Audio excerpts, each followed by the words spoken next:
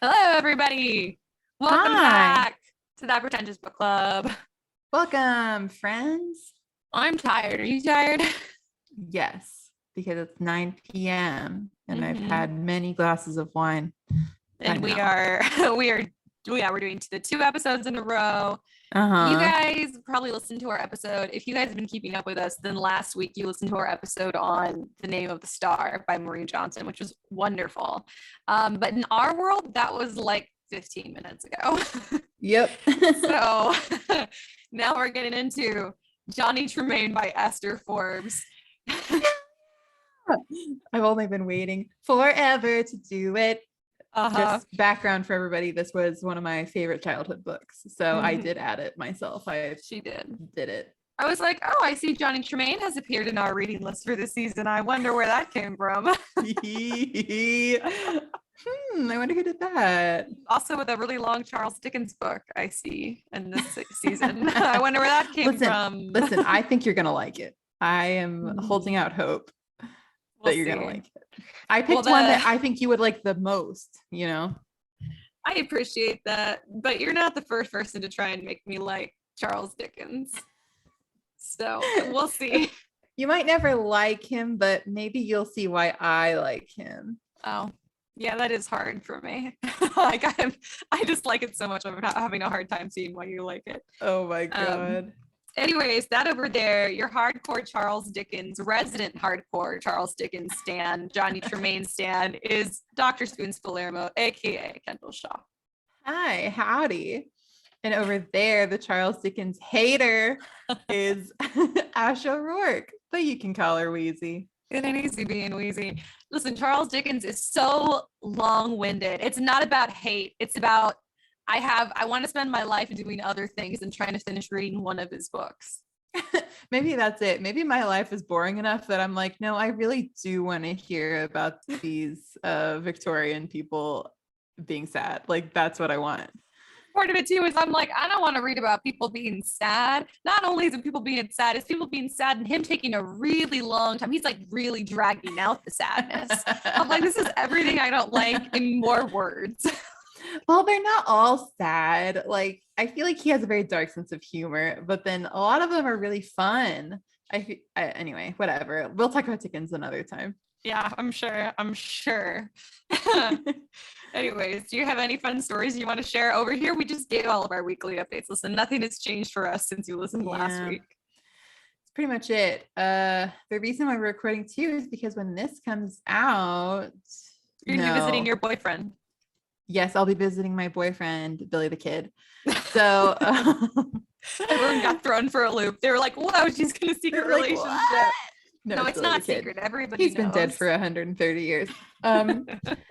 Yeah, remember last year when I like made that video and everything? Because we had just read Anything for Billy. Yes. God, You guys that's should a go. damn good book. It was so good. You guys should It go is. listen to that You episode guys after should. this Mhm. because I thought that one was pretty good. I thought so too. Yeah, we had a great time reading that. So We did. anyway, I yeah, I'll was be like, I back. see what she sees in Billy.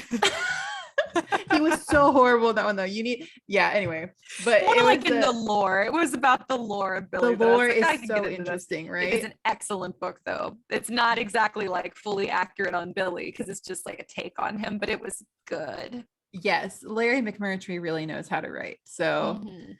yeah, so I'll be back in Billy Land next week.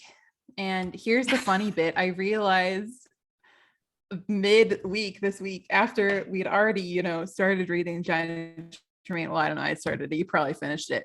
I realized, No, I what the finished it this hell? morning. We should have done Johnny Tremain for the 4th The of 4th of July July? episode, which is literally the next week. Next week. Like, Yeah. and it I'm an literally would have idiot. come out on 4th of July. I'm an idiot. I mean, me too. We were so dumb about that. You know what? So We're anyway, just getting you guys in the spirit of yeah, that's what Independence it is. Day. Yeah. We're hyping you up. Like, so Because then actually, the while next one would have to be a contemporary anyway. So we really did as close as we could without messing up our contemporary classic that's order. true. Yeah. So just consider this like early July 4th episode, Yeah. Listen, or go back and just wait and listen to this when you're like popping off illegal fireworks. Yeah. And you'll just be like, thinking about Johnny Tremain. You'll just be like, Johnny Tremain would love this. You'll be like, wow, I wish I was a teen in the Revolutionary War. War. Oh yeah, that's what I think when I read Johnny Tremain. I'm so curious to hear like what you think about it, because I, have read it. I think this is my 5th time reading it. So but I don't think anyone has ever actually taken me up on reading it. Like, so I've never really discussed it with anyone. So I'm This so is the excited. second time I've read it because if you're new here, this is news to you. If you're not, you're like, shut up, Ash, I've heard it a million times. But I went to a bunch of different types of schools over the years. Like I started in public, and then I did homeschool, and then I did public online charter, and then I did early college, and then I did college and all that good stuff. But right around when I started homeschooling was actually my mom. So she basically like taught all of our subjects, but also like homeschooling, when you get to a certain point, like it's so much of it is just like textbooks and homework, and it's kind of like, you're like, what do teachers do? Because we had like some online support, and I think we had like there was like a co-op we would go to twice a week for like some more hands-on classes. But like all of our history reading was basically like my mom had gotten all these lists together from different history curriculums, and then she was picking the different books to read. And so I remember she made us read Johnny Tremain, and at the time I was just like, I don't want to be reading this. I do want to be reading Emily Winsnap. And oh God, who could blame you? I know. And so that was like my feelings about Johnny Tremain have always been, I enjoy the setting, but there's other things I want to read. Like I have no animosity towards it, but I always think of it as the book that's on the very bottom of my TBR. And I forgot most of it except for the fact that spoiler, that a boy gets his hand burned in silver, because that image stuck in my head. I'm probably this in many of our heads. And so I remember that, and I remember thinking that it wasn't a boring book. But then rereading it this time, I was like, this is a very enjoyable book. And I was listening to the audiobook while I've been working out in the garden every morning. So that was helping too, because I was like, I'm just a Revolutionary War girl working out in the garden. You're like, wow, I'm just like them. I'm just like them, but not. Also, can we just really quick, because I know we're not getting into the book yet, but one of these characters is named Dorcas. That's rough. I'm pretty sure I've called someone a Dorcas as an insult. Not as a dork, just like the Dorcas, like actually Dorcas. It is so rough. Like, oh my God, honey. Poor Dorcas. Poor Dorcas. Your parents did not do you a service, Dorcas. They did not. Mm-mm. Well, I have serious doubts about the Lapham's parenting skills. So many doubts. So many doubts. But I've been listening to it on audiobook while I've been tending to my garden and planting my corn. Extremely cottagecore of you. Cottagecore of me. I know. I don't. So the thing is, when cottagecore became a thing and it was on TikTok, I was like, oh my God, this is so stupid. And like, there's something about like the aesthetic that I'm like, it's not cringe. It almost just kind of rubs me the wrong way for literally no reason at all. And I think it might be because I don't want to admit that there are a lot of aspects of myself that are cottagecore, and I don't like to share my identity. Like when I was like, wait, there's other mermaids? Gross. Like I don't want to share my identity. I have main character syndrome. I'm like, I am the only one like me. Very pretentious of you, and I love it. Very pretentious of me. I am exceedingly arrogant. So maybe that's what it is. Maybe that's why I'm like, I don't like cottagecore. But my cottagecore is also like, I'm not out working in the garden in a pretty dress and a sun hat. I'm wearing my pajama shirt with no bra because I was too lazy to turn on the light and find a t-shirt. I'm wearing the jeans I've been wearing all week long. They are disgusting, and there are burrs stuck all over the ankles. And I'm wearing like not quite knee-high socks because that would be cute. I'm wearing like mid-calf length socks pulled up because I haven't gotten like taller boots yet, and those have burrs all over them. They've got like stingray print on them. Oh no. So like, it's cottagecore actions. It sounds more cottagecore when I talk about it, because in reality, it's not. Like I saw this video on TikTok, I'll have to send you. It was this girl that was all like posing in front of the mirror, and she was all ready to go feed the horses or go feed the animals and ride the horses or whatever. And she's wearing like an all leather outfit and like little booty shorts and like this sparkly bedazzled halter top and these like really like gotta be $1,000 boots. And she's like trying to look kind of like trashy country, but like money.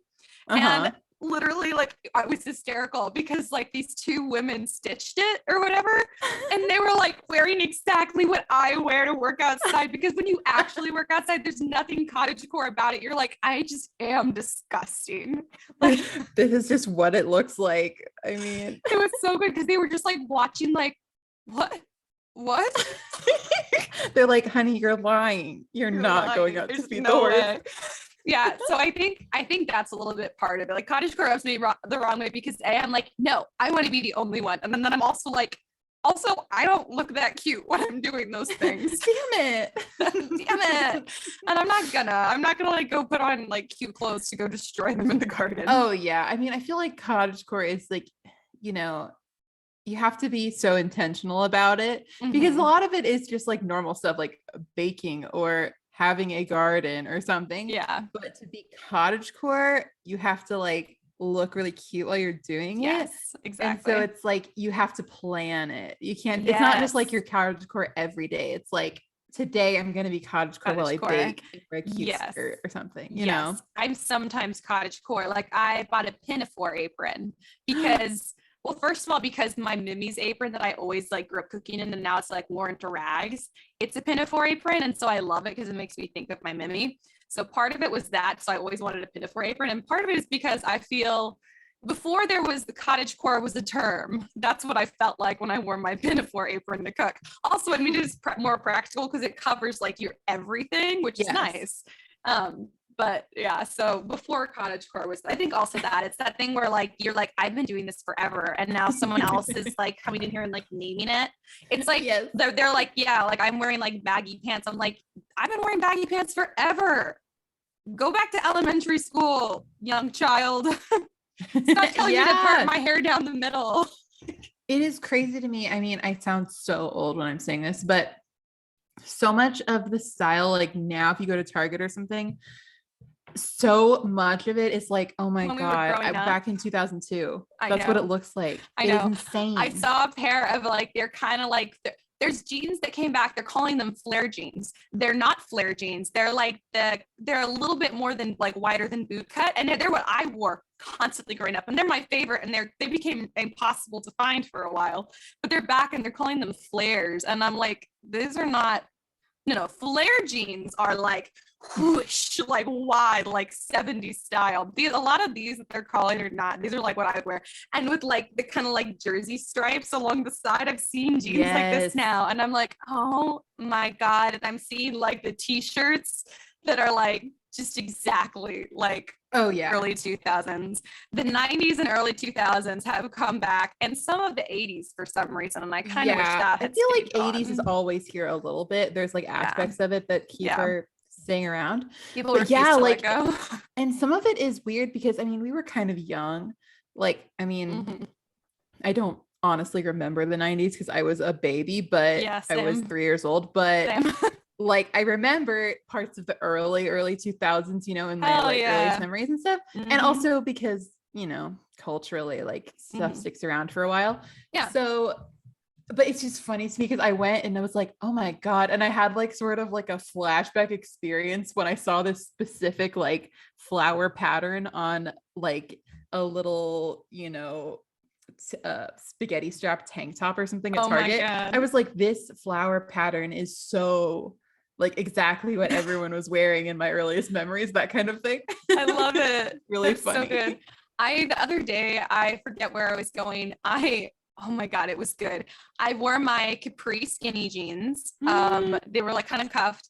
My like platform heels, but like the hemp wrapped platform heels. And then I wore a tank top, like a full, not a crop top, like a full length one, like over the top of my pants, you know, like that, like layered look. And then I was wearing a denim, or maybe not denim, I was wearing a vest over it too.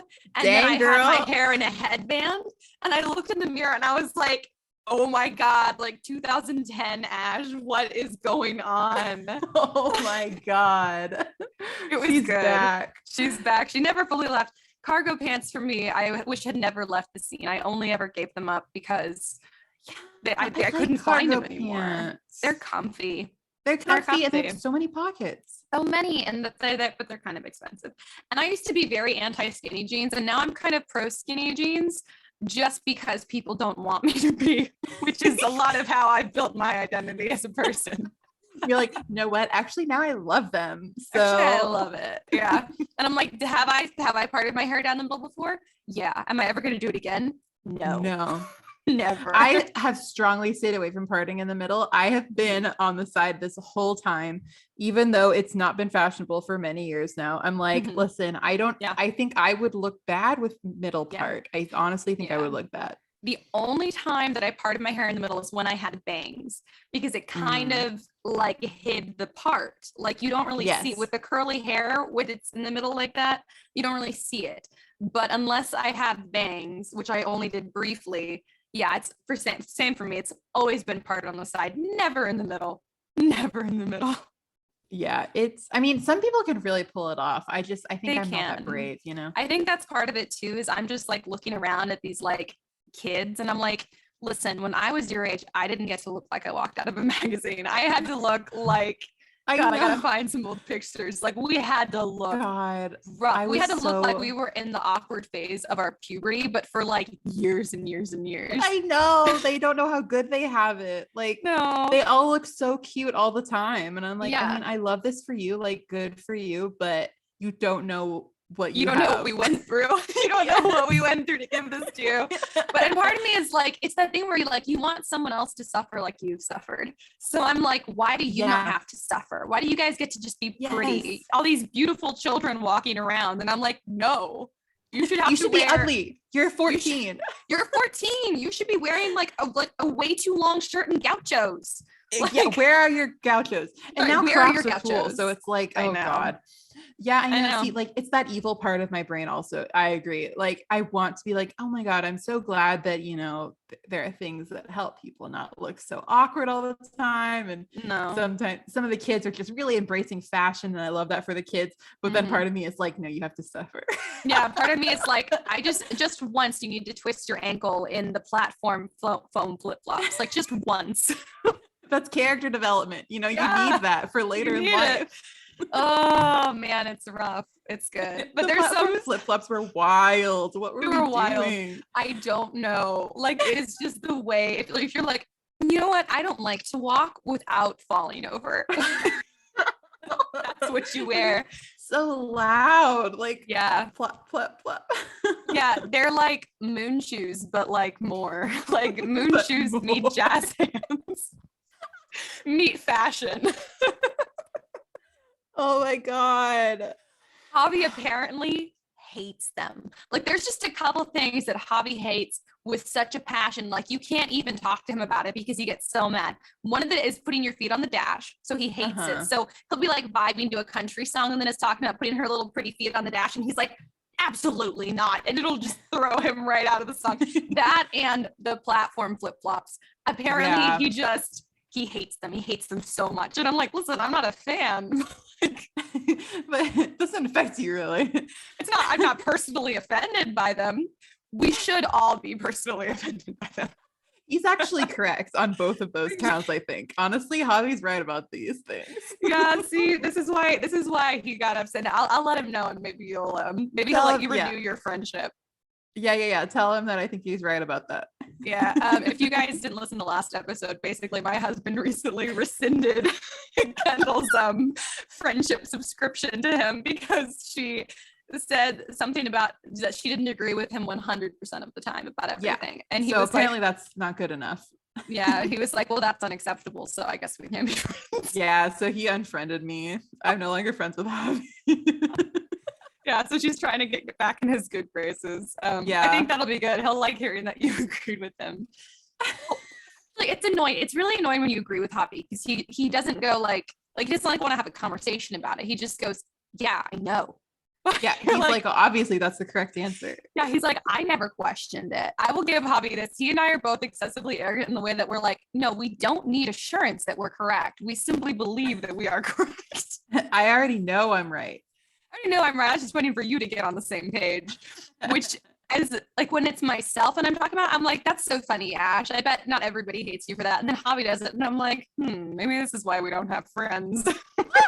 That's not even true. No, it's not, but I can see that it's obnoxious. I don't think I'm as bad as being like, yeah, I know. What about it? Sometimes I'll like act insulted that you even like bring it up to agree. Like the fact that anyone would even question that he might be wrong. Oh, how dare anyone? See, that's the medieval king jumping right out. It's the medieval king in him. It's just so weird. It's always about something stupid too. It's always like some random character, like background character in Pokemon, like their name.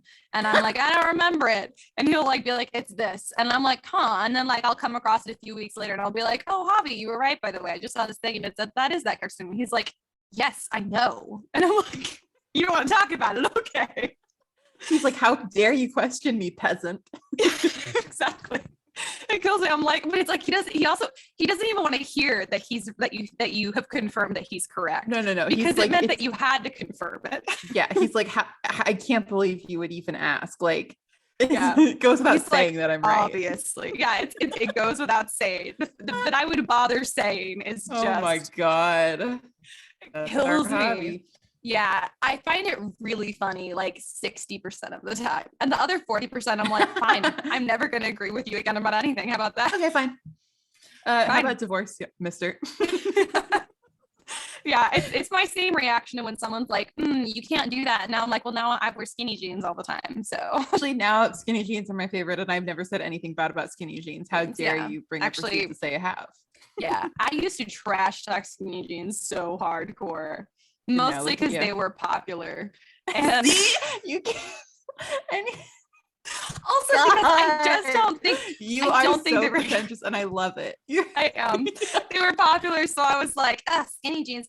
But also on a very practical sense, and this is the honest to God truth, I just don't think they're very comfortable. And I hate trying to peel them off of my calves and off of my feet. Like my cargo pants, unzip, drop, step out. That's easy peasy. Mm-hmm. And even my little baby flares, same. You could just unzip and then just kind of shimmy them down a little bit. You're good to go. None of this trying to peel them off my leg, which is my practical reason that I still don't like them. I also like them because my mom gave me a bunch of her old ones and I needed jeans, and so free jeans. So part of it's just that I have to like them because they're free and I don't want to go spend money on jeans. Yeah, baby, free jeans. Yeah.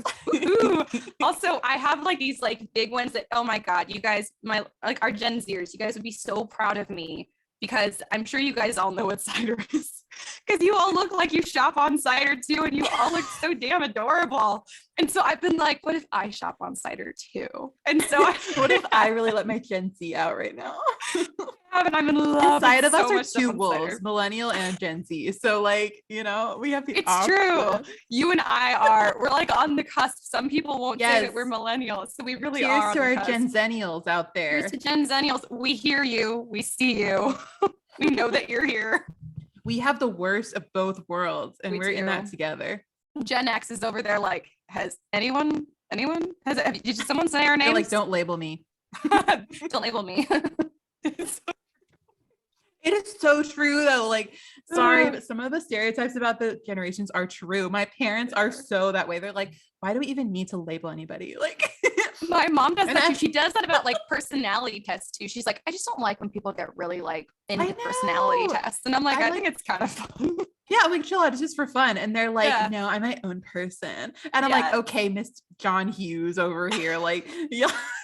We get it. You're an individual. Yeah, you're an individual. We get it. Okay, sorry. Your cider story. Oh, sorry. My cider story. Oh, yeah. I was just saying, like, our Gen Zers would be proud of me because I got some like really cute crop tops, and I've been into crop tops forever. But cider has some really cute ones. I have one that I always feel so like bold when I wear. It's like pink and it says "Good luck" on it, and it's just a tank top. And I don't know what I'm wishing anyone good luck for, but I think it's good. It feels like a challenge. Good luck. So, good luck. Everyone's kind of intimidated now. They're like, wait, what's happening? Yeah, exactly. They're What like, did wait, what why need do luck I for? why do I need luck? And I'm like, well, you just do. So I love it for that reason. Watch out. And then I got these like cool, I got these cool jeans that are like high-waisted. Also, I'm all about the high-waisted jeans. We should have never let the high-waisted jeans go. Mhm. I think the worst thing that our generation contributed were ultra low rise. That's the worst thing that our generation contributed to fashion. See, that's what I'm saying about like the 90s and early 2000s. I'm like, please, no, we can't have the low rise back again. I love high No. rise. High rise. That's what 70s. Hell yeah, for the 70s pants. The Like, 70s were so good for so fashion. good. So good for fashion in like every way. I fully agree. I'm all about 70s fashion. But anyway, so I got these like jeans that are kind of like shapeless and long, and I think they look so great paired with like a tight crop top because it's like a juxtaposition. Of course. And every time I wear them, like I've noticed Hobby will like glance at them for a second and like go about his business. But the last time that he did it, I was like, I don't know, like in a mood to fight. And I was like, what are you looking at my pants like that? What, you got a problem with my pants? And he's like, no, they're just, why do you wear those? And I'm like, because they're cute. And he's like, yeah, okay. And I'm like, you don't think they're cute? And he's like, I mean, I don't really understand them. And I'm like, what do you mean you don't understand my pants? I don't understand them. But he's like, of course you're always cute. Whatever you wear is cute. And I'm like, thanks, babe. But then I'm also like, I know that, I don't know what it is. It's like, it's not, when I wear things that he doesn't think are particularly cute, it's not that he doesn't think I'm cute. It's always something like, he looks genuinely confused by something about my outfit. Like, what is this? I don't understand. No. I get what you're going for though. Like big pants, crop top shirt. You're going for a Kim Possible look. Yeah, 100% I am, which is what I didn't know is what I've always been trying to do with my cargo pants and tank tops. Like I've been trying to achieve this. And now fashion is like, we got you, Ash. We got you a little too late for you to like be dressing for your age, but we got you. And I'm like, that's cool. I'll dress however I want anyways. It's fine. We'll just dress like Gen Z. Yeah. Anyways, should we get into the Johnny Tremain world? Should I talk about our author, Esther Forbes? I think we should. It's been 27 minutes. Oh, I forgot to do a skip note. Guys, skip. You should have skipped. They're like, bitches. Unbelievable. Yeah, sorry guys. Well, sorry. I really is. Every other episode, we remember to tell you guys every other one. There's skip notes in the bottom if you don't want to listen to our nonsense. But I don't know how your day couldn't have been elevated by the debate over the different generations of fashion. Isn't that what everyone wants to know all the time? Two random girls think about generational fashion? What two genzennials? No, wait, Mills, what did you say? You want the genzennial perspective. Oh, it's so true, Besties. Yeah. You know you do. That's true. Wait, okay. So when we're talking about Johnny Tremain now, can I show you how cute my cover is? Yes, you can. This is my original copy. That's the kind I had too. Isn't it adorable? Yes, some of I read covers on this book are ugly as F, but this one is cute. This one's mine. I think it's not pretty too bad. Yeah, I searched through thrift books like because they'll show you like pictures of different copies, and I ended up getting one that's a little bit beaten up because all of the other copies were disgusting. Like all their covers looked stupid, but this was like acceptable. That one's not bad at all. It's not bad, but yours is the one that I read when I was homeschooled. And this one is so cute. Like, I was so obsessed with it. And so, this is the one I got. I guess I was probably like 10 years old. Yeah. Anyway, I love it. He's riding. You can see his messed up hand. There's like a girl who's like, what the heck? There's Goblin. Everything about it is great. Goblin. Oh, I love Goblin. It makes me wish I was a horse girl. Oh, right. I didn't know what horse girls were also. Not to go off on that, but I feel like it's really self-explanatory. It's very obvious. Like that's what it is. Oh my God. Is Johnny Tremain a horse girl? I think he is. I think he is a horse girl. Yeah, actually. He is. Anyway, so I'm going to tell you guys a little bit about Esther Forbes, the author of Johnny Tremain, and some other stuff. All of my information is coming from encyclopedia.com and Goodreads for the author profile. The Goodreads author profile on her is actually really interesting if you guys want to check it out. Okay. Anyways, she was born June 28th, 1891 in Westborough, Massachusetts, making her she's either a Gemini or a Cancer. She's a Cancer. Oh, good for her. Yeah, good for her. So she's a Cancer. She was the youngest of 5 children. Her father was a judge and her mother was a historian, which is really cool. Like you can definitely tell she was raised by a historian. Yeah. And then later on, her mom actually helped her with some research for a book. Oh, awesome. Yeah. So let's go, ladies. I love ladies in history. I know. Amazing. Oh my God. It's so you. Oh my God. This is you and your daughter, actually. Okay, shut up. That is such a nice compliment. I just love it when women are into history. Oh my God, I love it. It's almost like it's like your whole driving factor. It's like your driving. Like I love history. It's almost like you love history and women. It's almost like I'm a woman. Wow. Oh my God. Okay. Go ahead. So her family roots, you're good. Her family roots can be traced back to 1600s America. Apparently, one of her great uncles was the great historical figure and leader of the Sons of Liberty. This is obviously a direct quote from Goodreads, Sam Adams. Shut up. She's related to Sam Adams. This says one of her great uncles was Sam Adams. Shut the hell up. That's all I know. Literally scream and die. Sam Adams is such an icon. I know. Like, okay, I know in actuality he's old and crusty, but like he is the hottest of the Sons of Liberty, is he not? That's hilarious. He's the hottest founding father. They all kind of blend together for me a little bit, and they always have. And it's weird because I love history, but like I don't know what it is. Like we hit American history, and I think because it gets taught so much, so much, that it all just kind of blended together. Yeah, I mean, fair enough. I mean, I know all their names, and I know they all, and I can like tell you facts about like their movement together, but I can't tell you like a lot of specifics about their individual lives.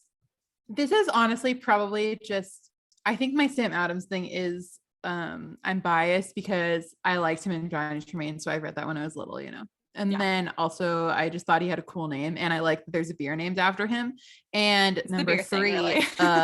Ben Barnes plays him in the show Sons of Liberty, and so he's obviously extremely hot. Wait a minute. Ash, you have to watch that show. Maybe Sam Adams is my favorite founding father. It's like wildly inaccurate because Sam Adams was like the oldest, but they have Ben Barnes playing him and he's so hot. Okay, like I don't care at all. I literally do not care that it doesn't matter to me at all. Oh my God. But I'm gonna come over and we're gonna watch it. Hell while yes. Javi's away on his like thing. Well, we're gonna have Sons of Liberty. The history nerds will play. Not that he wouldn't be invited, but I just feel like I don't think he would be super interested in the history stuff. Anyways, Twilight Day, he'll want to be here for Twilight Day. Yeah, but we won't do Twilight Day without him. Barnes. Yeah. But we can do Sons of Liberty Day. Yeah, maybe Twilight Day will also help him. Maybe it'll go into your application for renewing friendship subscription. Anyways, so Esther Forbes apparently did not exhibit much talent for writing when she was in high school, which I think is a little bit curious because most of our authors do pretty early in their childhoods get into it. But she took classes at apparently, I don't know if it's Worcester Art Museum or Worcester Art Museum. Oh. It's the WRCESTR. So I don't know how we're supposed to pronounce it. In my head, I say Worcester, so that's what I'm going to say. Also Boston University and Bradford Academy, which is a junior college. Then she followed her sister to the University of Wisconsin. And this is where she started writing a ton for the Wisconsin Literary Magazine, I believe. Yeah. And then after that, she actually served as a farmhand in Virginia in response to the war efforts. So she was like helping out with stuff as a farmhand. World War II? One, right? Oh, sorry. How old is she? Yeah, because this was published in 43, 42. So yeah, sorry. I guess it would be World War I. So sorry, I got confused. No, you're good. I always, which is horrible, go, wait, which one? And I could like just think about it for like half a second and I never do. So this one I was just like, okay, I'm just going to make a note. Anyway, so her first novel, O Genteel Lady, was apparently very popular. It was published in 1926. That's the same year that she married Albert Hosker, I forget what his last name is. A law student, though. He's a law student. Yeah. Okay. She started to get more popular, but apparently Albert did not really approve of her work, and they divorced in 1933. Okay, yeah, dump his ass. Esther, you're like, too talented. Yeah, to be held back by some lazy Albert. bum. Yeah, screw gross. him. We hate Albert. Ugh. Yeah. You. No, Disgusting. so Esther and her mom started researching doing research together about Paul Revere for a biography of Paul Revere called Paul Revere and the World He Lived In, which actually won a Pulitzer Prize for history. Oh, which is cool. Hell yeah, Queens. Hell oh my yeah. God. I love that for them. I know, I thought you would. And this is what sparked her interest in the role apprentices played in the Revolutionary War, thus inspiring Johnny Tremain, which was published in 1944. Yeah, it's good. Yeah, hell yeah. We love to see it. Oh yeah. Oh, you're just like the ultimate hype person. I always want you to be hyping me up. If I ever need encouragement, I know who to go to. I always want to hype you up. I'm like, wow, good for Esther, because Johnny Tremain won the Newbery Medal. Yes, it also won the Newbery Medal. I think like pretty soon after it was published also. Holy hell, good for her. Yeah. And it's like one of the most popular children's books like that has like lasted like through time. Like since it was published in 1944, like it's remained like one of the most like well-read children's books. Because I think also because it's still on a lot of like school reading lists and stuff too. So most of us have had some kind of interaction with it. Yeah, I could see that for sure. So Esther was working on a book about witchcraft in the 17th century when she died of, and then she died of heart disease on August 12th, 1967, when she was, I think, 75 years old. So I was sad. And I'm also like, wait, I really, really wanted your book on witchcraft. I want that book. Yeah. And I don't know. It didn't say if it was fiction or nonfiction. I'm like, fingers crossed for fiction, but I don't know. That sounds so good. I know. Doesn't it? Oh, it sounds so good. The theme of that book kind of reminds me of one of my favorite books I also had to read for school, The Witch of Blackbird Pond. Oh, I've never read it, but I remember it being like on, like I always say it in the library. Stuff. It's good. It's I think it's also 17th century. It's Salem witch trials, and it is so good. I loved it. Read it for school. Yes, I gotta get on that. I know. So it's good. Middle grade books are so good. Like there's so many good middle grade books, especially like middle grade, like historical fiction is just where it's at. There's also Catherine Called Birdie as another one of my middle grade historic fiction. Like I'm in love with it. That one and The Witch of Blackbird Pond I've read so many times. Yes. I recently read this great historical fiction middle grade book called Bud Not Buddy. Do you remember seeing that one around? It's called Bud Not Buddy. Anyway, it's so good. Oh my God. I loved it. But yeah, great historical fiction for middle grade kids. I love that. I also read Mara, Daughter of the Nile. I read a bunch, which is weird because it was like kind of like middle graders were reading it.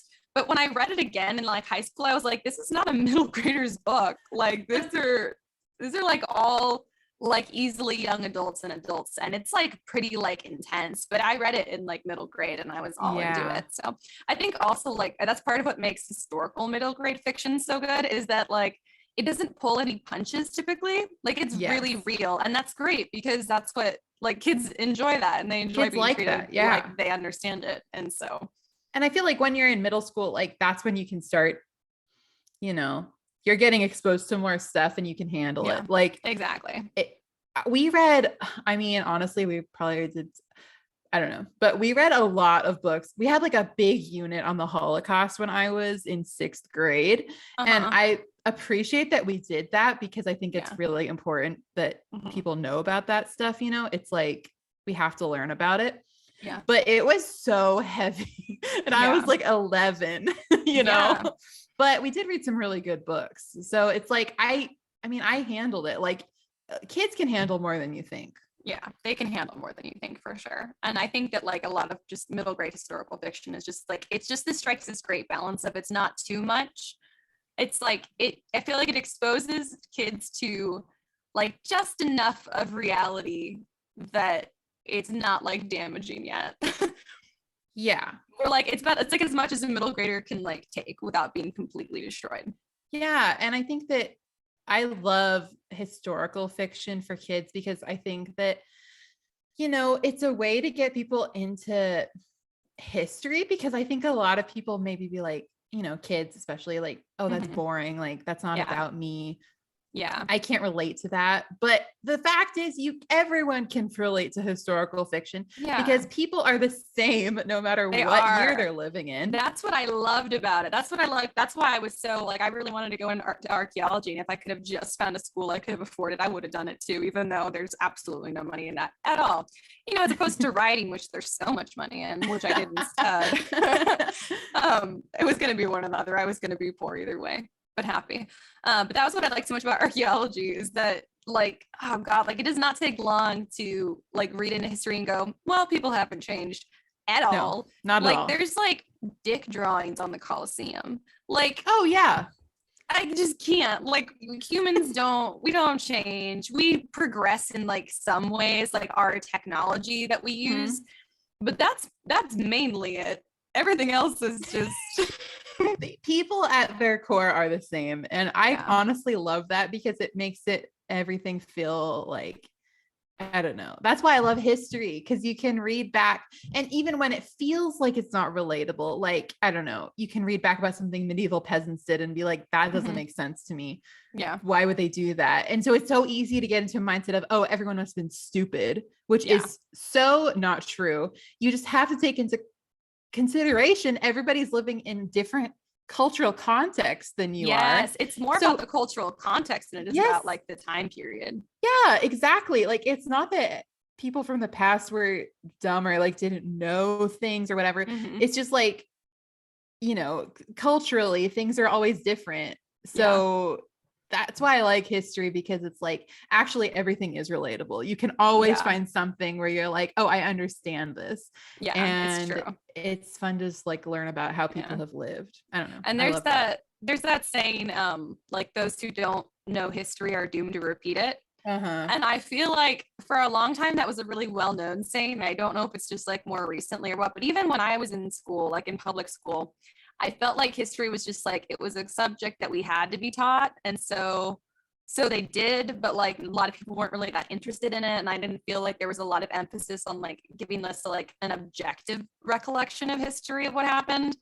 And I feel like, it just, people will always be like, and this has already happened before. It's just like, you look around, you think like the bad things that are going on in the world. And like, if you look at the root of it, it's not new. It's been around. Nothing is new. Maybe we could have avoided. It's just stuff that makes me go, could we have avoided that if more of us like remembered history? Maybe, I don't know. I think that we need much better, we need more emphasis on history, and also like teaching it in ways where kids actually are interested and comprehend and remember things. Like I did not know what socialism or fascism was until college. How did I not learn those things in school? I was like a straight A student. How did I not? Those ideas played such a massive role in like even the recent history of our country and its relationship with other countries. So how the hell did I not learn about it? It is honestly crazy. Like, I agree, because like I've always loved history, so I've always like kind of tried to learn stuff on my own too. But when I think back about like being in school, like I do think that some things that we learned, I'm like, I'm so glad they taught that. Like I always paid attention, so I remember a lot of things. In history, not math or something, but I always like I appreciate the things that we were taught. And like I hate it when people are like, oh, I never learned about that, because I'm like, yes, you did. Like I know you did. You just didn't pay attention. But there are some things where I'm like, okay, I definitely got a very specific like Texan/American slant on this subject that was actually harmful, because I feel like it was so not objective. Like there are things where I'm like, I cannot believe that they taught it to us like that. And I'm glad that I've had the opportunity to like learn more about things like through college classes or even like reading outside of school, because I'm sure that happens wherever you are. Like there's always going to be some kind of slant, but that's why I love like historical fiction, because you might not get all of the facts all the time, like especially if you're a little kid or whatever, it's gonna be like character driven and that kind of thing. But I think that it piques an interest, so then you can like learn things that maybe you weren't taught in school, or it makes you want to learn more. Exactly. And you do have to dig more to figure out what like the more objective version of the truth is, because it's not what you get in school. And I agree. And I mean, and it's almost like fiction almost feels more objective because, like you said, the human experience doesn't change. So all of that is accurate typically in these books, even if maybe not all of the facts are in there, like all like the hardcore like dates and people and stuff. But like just connecting with people who live in that time and wanting to learn more. I mean, like anything, like you're not going to teach anyone everything they need to know about a subject in school. Like, I feel like the whole purpose is to make them care about it enough to keep wanting to learn. Yeah, that's very important. I totally agree. And so like, yeah, not everybody's going to pursue everything in school, but you know, if you find your interest, then you can, you know, learn more about it. And that's why public libraries are so amazing. Wait, we're going off. Okay. But public libraries are amazing. Okay. They're amazing. I'm so sorry. You were literally in the middle of talking about Esther Forbes. No, I wasn't. I was done. That's all I got. Oh, you finished? Okay. I finished. Yeah. Okay, great.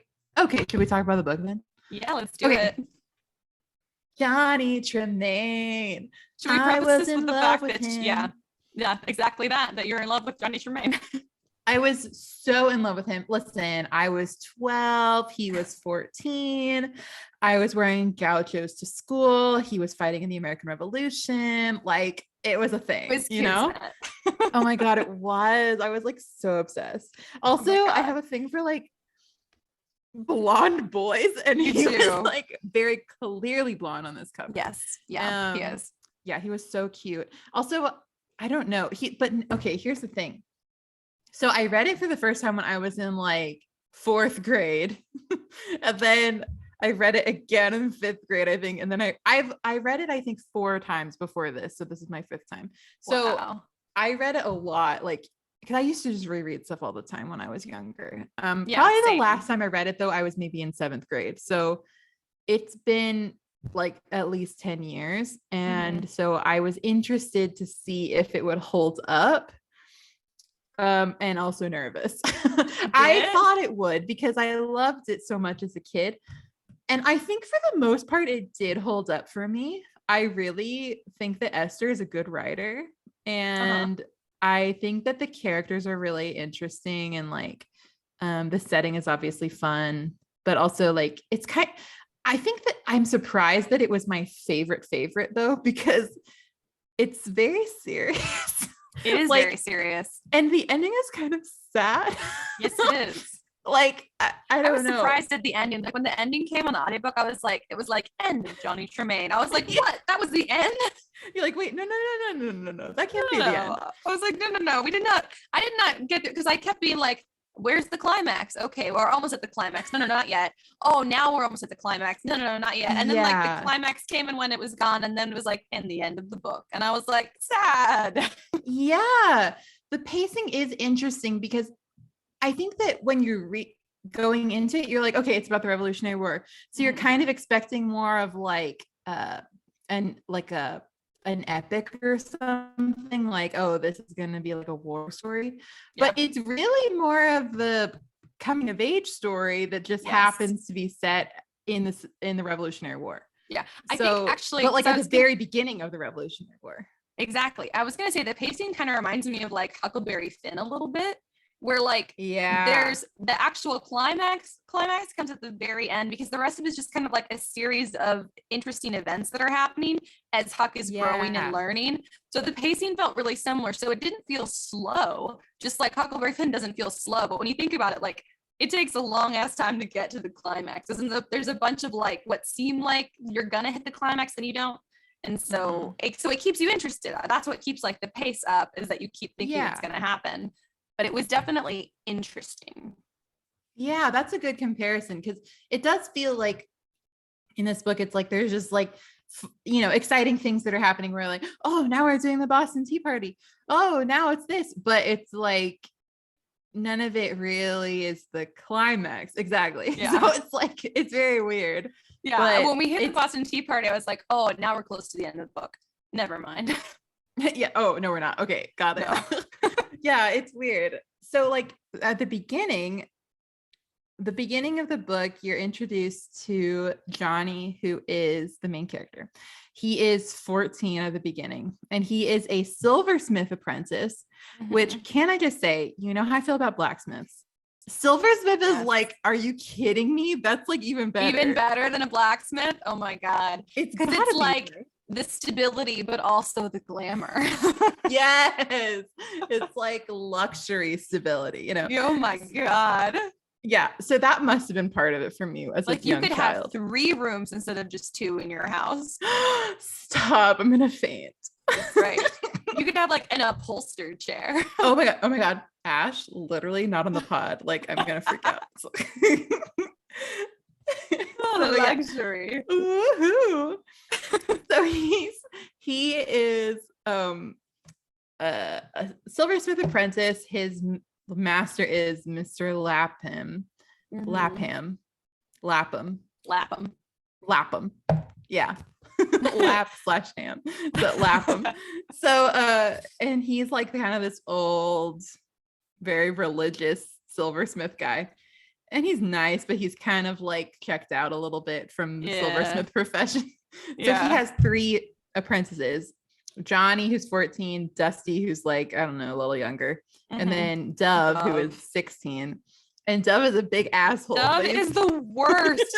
I kept thinking, okay, Dove's gonna have character development.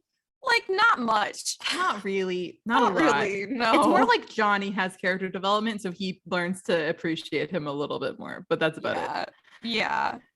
That's pretty much it. That's it. Dove is So the yeah, worst.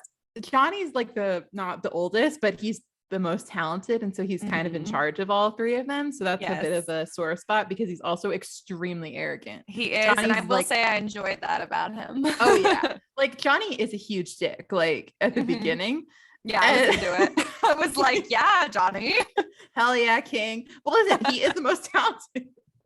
He is. Well, that's the thing. When somebody's arrogant, but it's like you can see why, like there's a little bit of reason. You're like, this is less obnoxious than if there was no reason at all for it. You're more willing to forgive it. You're like, okay, I mean, at least he can back it up. Yeah, you can back it up. Exactly. I feel like it's like if you want to like be a dick and act like you're gonna fight someone, like it just make sure you can actually back it up. I mean, is it still smart? No, but if you can back it up, I'm like, nah. If you're just faking it. Exactly. Yeah.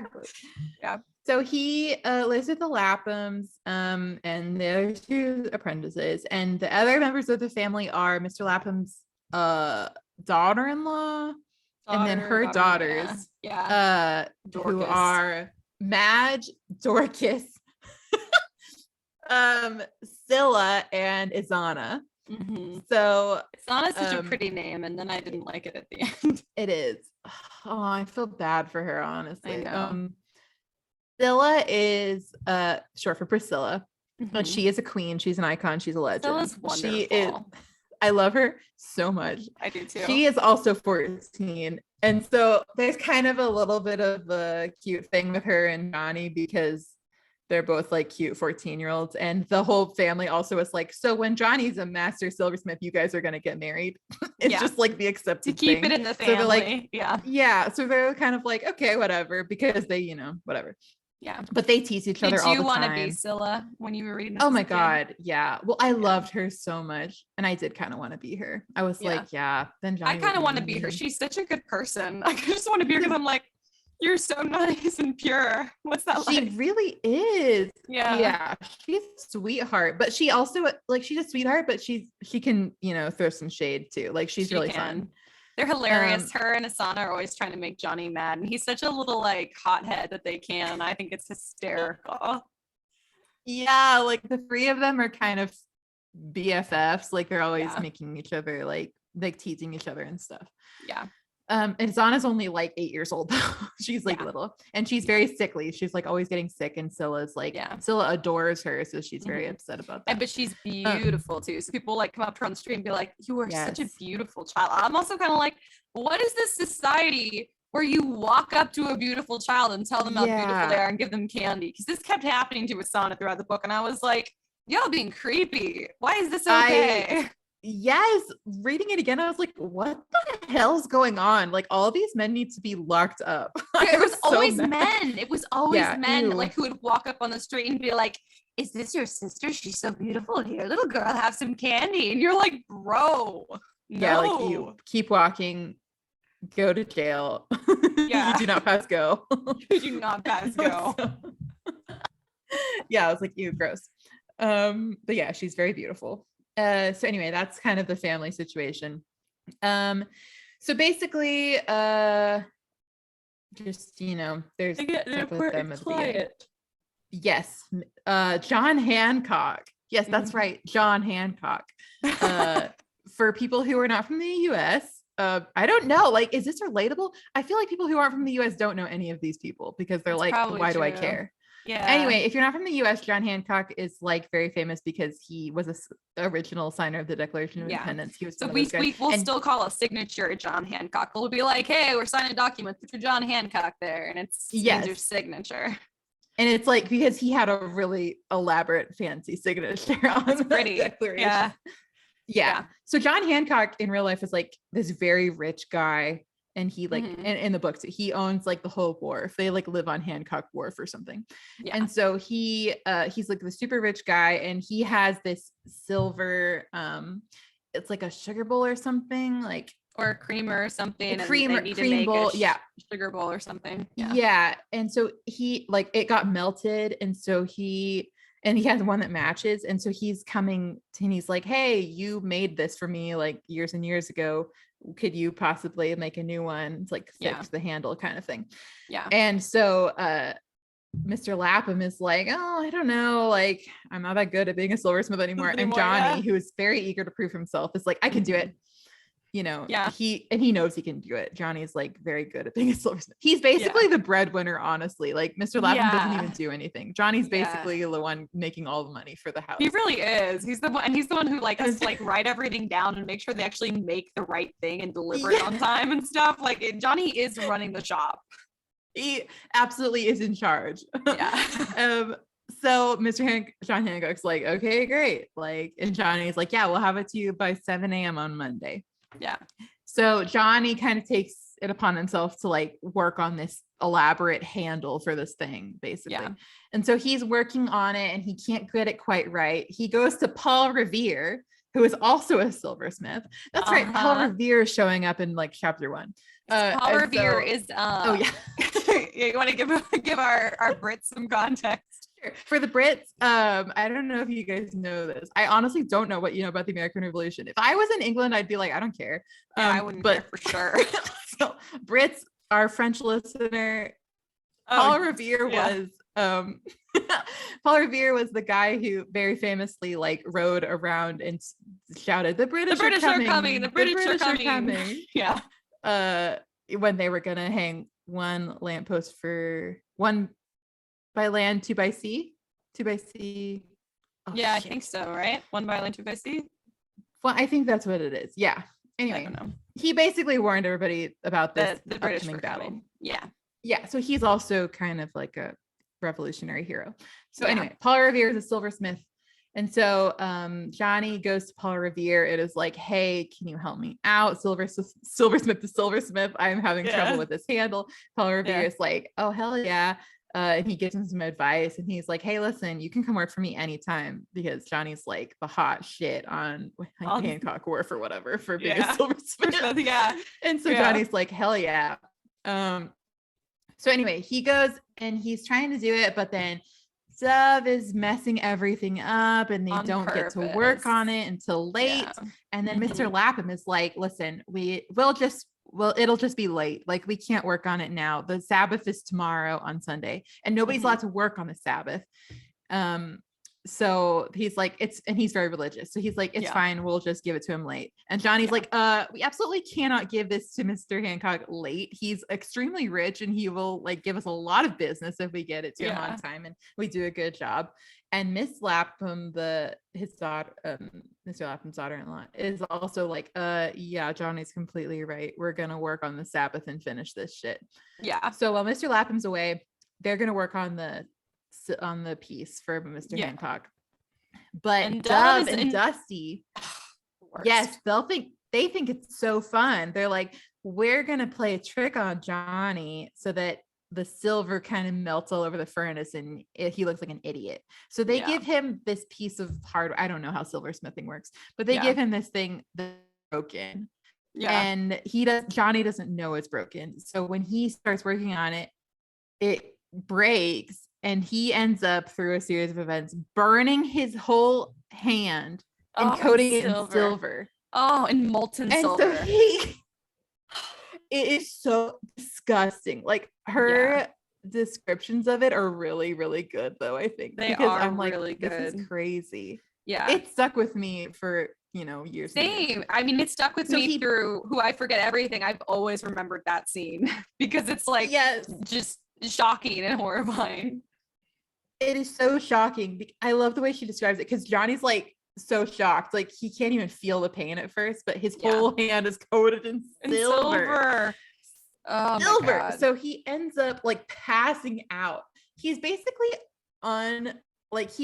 he's out of commission for like a month because his hand is like so messed up. And they don't even get him a doctor.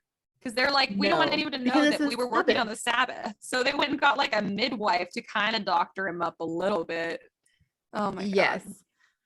Yeah. So she basically doesn't do a great job, and like his hand heals kind of curled up. So his thumb is like fused to his hand. So he's basically got a messed up hand. And so after it heals, he like can't do anything with that hand really. Yeah. And so basically his silversmithing career is over, and he's only like 14, and he was like it's so upsetting. Like he was the best at it, and now he can't do anything. Yeah. And so he's kind of like spiraling, obviously. Yeah. And then things go bad because he's kind of like, trying to look for other stuff, but nothing is really like, he doesn't want to do anything else.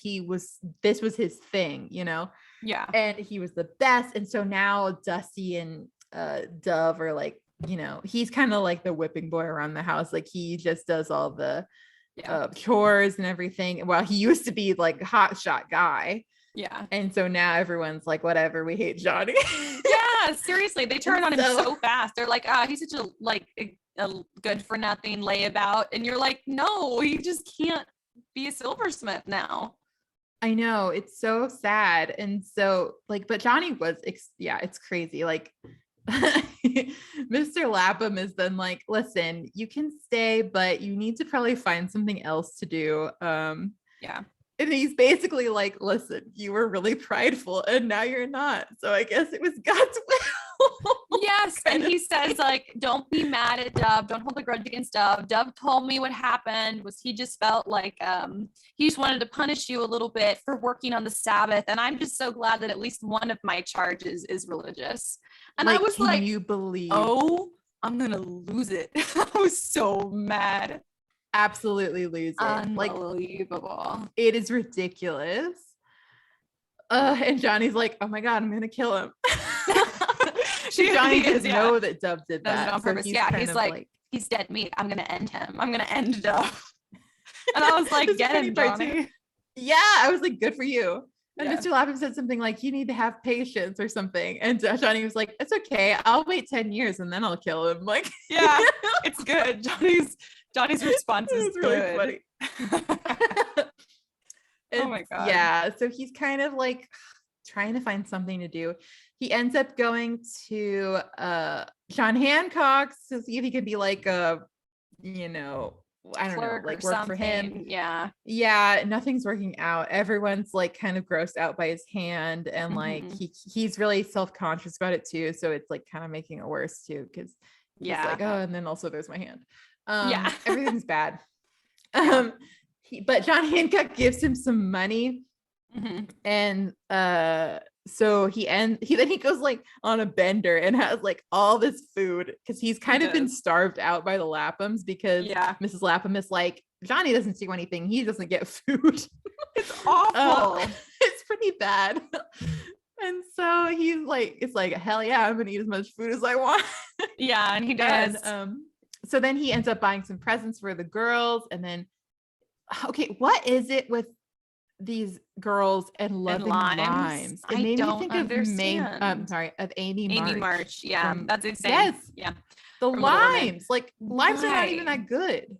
I don't know. Like limes on their own. Scurvy, probably. That's probably what it is. Yeah. Yeah, probably just feel eating like a lime so by many itself? limes. Yeah, like would you? I don't. No thanks. Sometimes they're bitter too. Like sometimes they're not just sour. Sometimes you Yeah. get a bitter lime, and you're like, Ew. oh, why? Why would you want that? I don't Yeah, so know. he The gets currency Azana a of bunch of popular limes little because she girls. loves them. Yeah. Apparently, beautiful little girls love Yeah. limes. And so, but then Azana's kind of, oh, and he gives Scylla this book because she wants to learn how to read, and he's like, Mhm. oh, this will help her and all that. Johnny's Yeah. very educated. His mother made sure he would like knew how to Knew read how to, and like, write yeah, and read everything and write before and she count. died. Yeah. And yeah, so anyway, but then like their mom is like, oh, Johnny Tremain, you stole all this shit, blah blah blah, and he's like, I didn't. She gets mad at them. Anyway, Yeah. I forgot, but basically Johnny has this is important. He believes that he is related to this very rich merchant family in town called the Light Lights family. Yeah. Yeah, and so his mom told him, like, he has this little silver cup that he that has like the Light family crest on it and everything that his mom gave to him and was like, you're part of the family, like if you absolutely have to, you should go to them and see if they can do anything for you, but only if you can't do anything else. Yeah. And so he's kind of at the end of his rope here, and so he's like, okay, I guess I'll go to the Lights. Yeah. And he had showed Scylla this cup earlier, but he had never showed Yeah. anyone else before because he was kind of like, listen, it's not real important, like whatever. But he kind of keeps tabs on them because he like feels like he's related to them. His mom told him he was. So he goes to the Lights and they're basically like, get the hell out. They're like, yeah, whatever. You clearly just stole that from our set. Yeah. And oh my God. Like, whatever. Oh, I forgot. Before this, he had met Rab. Oh, God, I'm mixing everything up. Oh, that's right. So anyway, he goes after his bender, he went to this print shop that does like a newspaper, and Rab is this little apprentice boy who works there, but he's like a little bit older than Johnny, and he is so cool and so hot. Rab is iconic, and I love him. Rab is excellent. I'm a big fan of Rab. I think if I had remembered this book and I hadn't had to read it for school, I probably would have ended up with a crush on Rab. Oh yeah, he's so crush-worthy. Like, yeah, 100% crush-worthy. He's tall, dark, and handsome. He's like so a newspaper competent. apprentice. So competent. It's the competence that I'm like, yes. And he's like a revolutionary, and he's like really nice and really chill. I think that's what's so hot about him. Yes, like he's nothing so phases him. Yeah, that's exactly it. It's exactly it. It's like it's not exactly just stability. It's like stability of character, and like I can handle anything that comes my way. But also he's kind of idealistic, and so he's driven to like do good things, and it's very sexy. It is so sexy. Like Rab is for sure sexy. It is for sure. Esther like knew what she was doing. So oh God, us like grown ass women being like, Rab is sexy. How old is he? Like 16, I think. Yeah, not in a gross way, but like, listen, I read like when I was if we 12. were 16, yeah. Yeah, like if we were kids in the Revolutionary period, we'd be like, Rab is the crush, the ultimate crush. God, can you imagine being just some girl in Boston and coming across him? I'd be like, please God, take me now. He's so hot. I know. I'd be like, well, I'm obsessed. He has a stalker now. Seriously. And he works with the Sons of Liberty. Are you kidding me? I know. It's unreal. It's amazing. So he's like extremely hot. So he is kind of like being nice to Johnny and all that. And because Johnny's like going around looking for work basically. And Rob's nice to him, and they kind of have a little bonding moment. They talk. Yeah, a little bonding moment. So anyway, then later Johnny goes back to the Lights and he's trying to get blah blah blah, like, hey, I'm in your family. Yeah. But the patriarch of the family is a big asshole dick. So he's like, he basically tricks Johnny into coming back with his like cup. And he's like, I know you stole it and you're gonna be arrested going now, to jail. So. Yep. Yeah, which is actually a huge deal because this is like 1773 or something, and if Johnny gets arrested for this, he could literally get hanged. Like, yes, it's not good at all. Not even stealing a cup. Yeah, it's crazy. It's really bad. Yeah, it's bad. So basically Rab helps him because he has connections with all these cool Mhm. guys around Boston because he is Yeah. working with the Sons of Liberty, who Yeah. kind of have like home base out of the print shop, which is Mhm. so cool. So cool. And so um yeah, so Rab helps Johnny like not go get hangs for this, and he's like, listen, did you tell anyone about the cup? And Johnny's like, oh, I told Scylla. So Scylla ends up testifying for Johnny in court, Yeah. which is Yeah. so great. It is good. So Johnny basically gets off scot-free, and Azana comes in and is also making a big deal out of it. Yeah. Which is helpful. And that's Helpful, but when ridiculous. Lavinia Light, yes, Lavinia Light, who is the Mr. Light's daughter, I think, she kind of becomes like enraptured with Izana and sort of like keeps her as her little pet, basically. Yes, she does. Lavinia Light's a huge bitch. She is. I'm not afraid to say it. She's beautiful, but she's a bitch. Oh, but yeah. They're all like I'll just like people just like watch her. Even Johnny is like, I hate her, but she's so damn pretty, but I hate her. And that's like a lot of people feel that way about her. Yes. Yeah. So anyway, Johnny gets out of or he doesn't really go to prison, but he gets out of, he's not going to jail for it. All that. Yeah. Everything's great. And then Johnny ends up staying with Rab, and he gets a job as like a messenger boy for the Sons of Liberty, basically. God, I was so enjoying this period of his life. I was like, you go, Johnny. You're living your best life. I know. This is the best part. Yeah. I was like, hell yeah, dude. Can you think of a better job than like riding around Boston on this horse named Goblin, who nobody else can ride but you? Yeah. And you are just like delivering cool messages for the Sons of Liberty all day. So cool. That is the coolest thing I've ever heard of.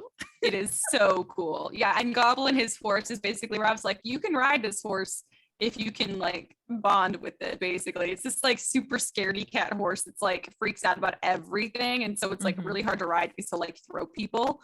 But yeah, Johnny learns to ride him, and Goblin loves him, and he loves Goblin, and I'm just like, I love Goblin too. I want to be a horse girl. Yes, Goblin is so cute. I love him. He's a sweet boy. Sweet Goblin. And what a great name for a horse. I know. I loved it too.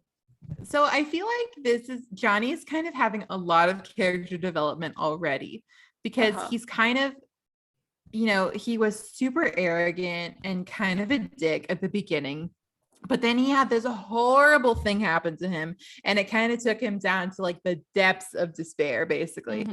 But now he's kind of gaining confidence again a little bit. He's had a purpose. He's like doing things. He has a friend. Like things are coming up with Johnny a little bit here.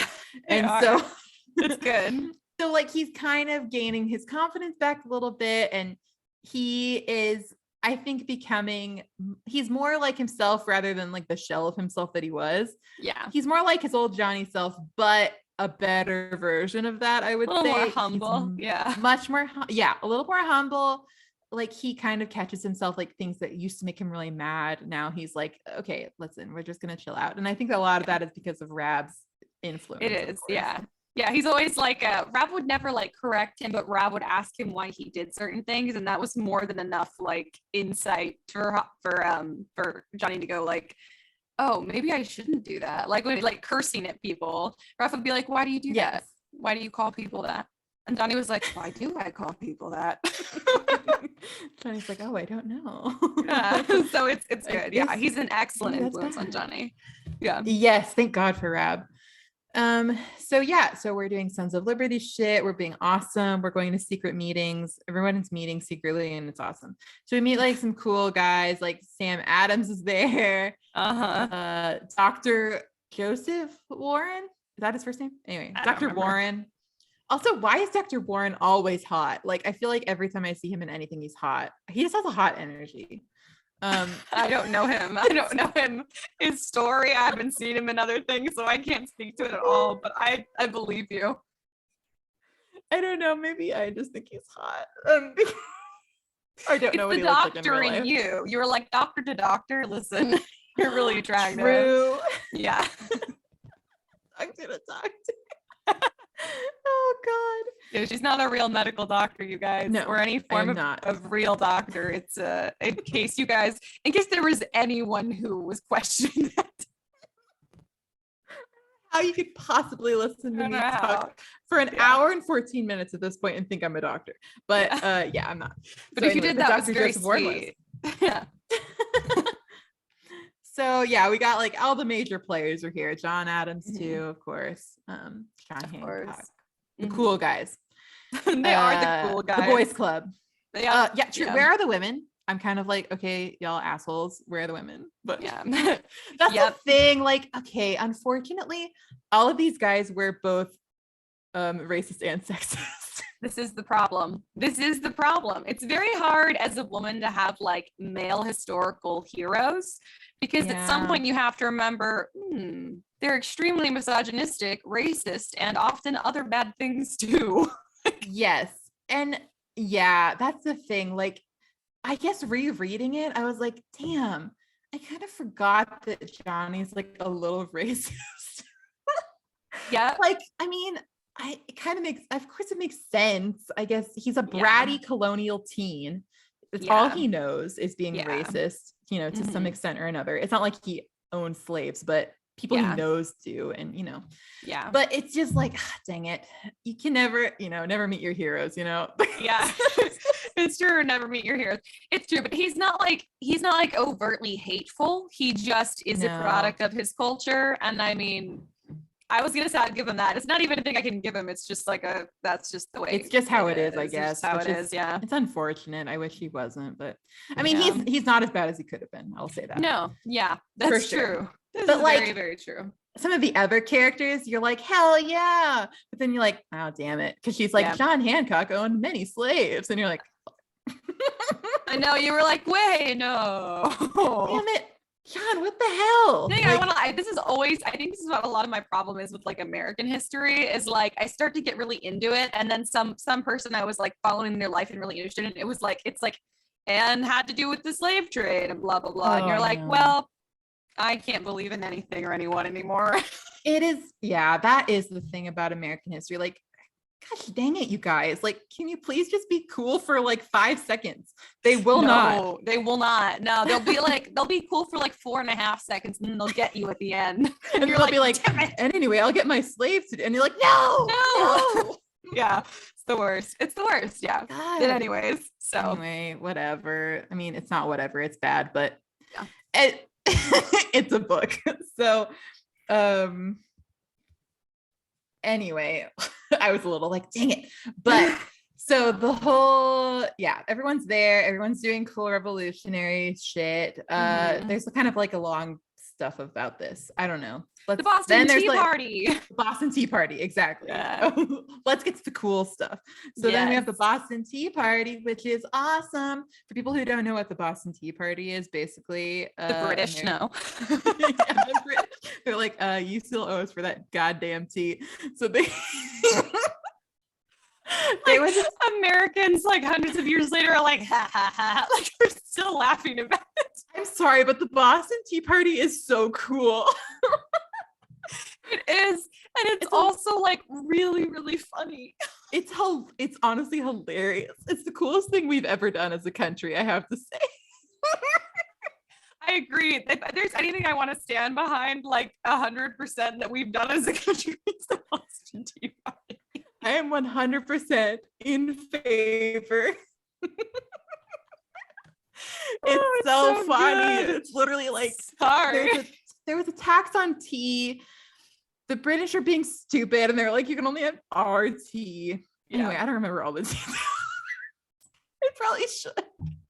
Well, there were also, the tea was also, you to like think like, I always thought like tea, like loose leaf type tea or like tea in bags, because we think of tea back then was like in these like big brick forms, and like a single like brick of tea would like keep a family drinking tea for like a year or something crazy like that. Oh, dang. That is crazy. So it is crazy. So when you think of like like the hundreds of chests or whatever that they threw into the ocean, like that was years and years and years worth. Like that was so much money and time worth of tea. Like this was a big ass statement to make. Oh my God. The thing is, like, it was being offered to the people apparently at like lower rates. This part is my assumption based on, because Esther kind of went into like a little of like both sides of the argument for and against the tea. Apparently, like it might have been a little less expensive for them to buy the tea that was coming on the ships, but it was being taxed without representation. And so the whole sticking point, if you guys don't know, we're very familiar with it here, is the idea of no taxation, without representation, which apparently we've forgotten completely in recent years, but I'll go off on that somewhere else, not on this platform. But anyway, so that was the big sticking point where they were like, listen, like England, we're gonna leave you if you won't stop taxing us without letting us have a say in what we get taxed in. And England was like, no, suck it. And so we were like, that's fine. We're going to throw all of your taxed tea into the ocean. Yeah. Like the British were basically like, you were British, but not British enough to have any sort of representation in parliament or anything. Yep. And so the Americans were like, no, we're not doing that. We want to be our own thing. We can do our own thing. And the British were like, you can't, you're British. And we're like, no, we're not. We're American. No. So we're not. So we're going to throw your goddamn tea in the ocean. Oh, it's so okay. funny. I will say people in Boston like went off. We would not have America if it wasn't for crazy people in Boston. It's true. Boston was like, insane. Like, what were they on? They were doing crazy stuff. They were on justice. They were on liberty is what they were on. They were on liberty. They were like, yeah, I wake up every morning and get my full dose of liberty. Drinking that freedom fuel. Actually, my coffee is called Freedom Fuel because it's from Black Rifle Coffee, because it's like a veteran-owned coffee, and their coffee is delicious. It's so good. I've heard of them. It's dude. I know you're not much of a coffee drinker, but their coffee is really good. Like someone like shared some with me once, and I was like, "Hey, this is really good." And then Hobby picked me up another bag because he found one at Cabela's, and he's like, "This is what you were talking about, right?" And I was like, "Yeah." And then that one was amazing, so now I get it regularly. But the one that I have is a dark roast called Freedom Fuel, and it's got like the American flag on it. A lot of their stuff is like founding. A lot of it's like founding fathers themed or first responders themed or military themed. So it's all like it's cool. It's all like America. That's what the Sons of Liberty were drinking every morning. They're like, we don't want your British tea. We're drinking freedom fuel. Exactly. God. Exactly. It's good. Oh my God. Yeah. So yeah, Boston Tea Party was lit. Is this why we stopped drinking tea as a culture? You're like, enough. That's too British. We're doing coffee now. It's too British. Now we only drink coffee. I mean, I also drink. Kendall and I are not good examples of this as Americans because we drink a lot of tea. But I also drink coffee. Listen, tea is good. Okay, I'm sorry, but tea is good. So good. Anyways, so they threw the tea in the ocean, and the British were mad. Mm-hmm. And then there was some other stuff, revolutionary stuff that happened. Blah blah blah. Okay, somebody gets tarred and feathered in this book, and I feel like as a child, I had a very unclear grasp of how insane tarring and feathering somebody actually is. Yes. It was a horrible practice. I cannot believe it's actually very terrible. Like the tar was so hot, it would like burn people's skin off. That's awful. It's so bad. And then they were just like, you would be like naked, getting your skin burned off by molten tar and then covered in feathers. And people like literally died from being tarred and feathered as far as I know. Isn't that horrible? That is so awful. It's pretty bad. Bad. It's bad. It is also bad. Like, who thought of that? Yeah, like what sick freak was like, here's what we're gonna do.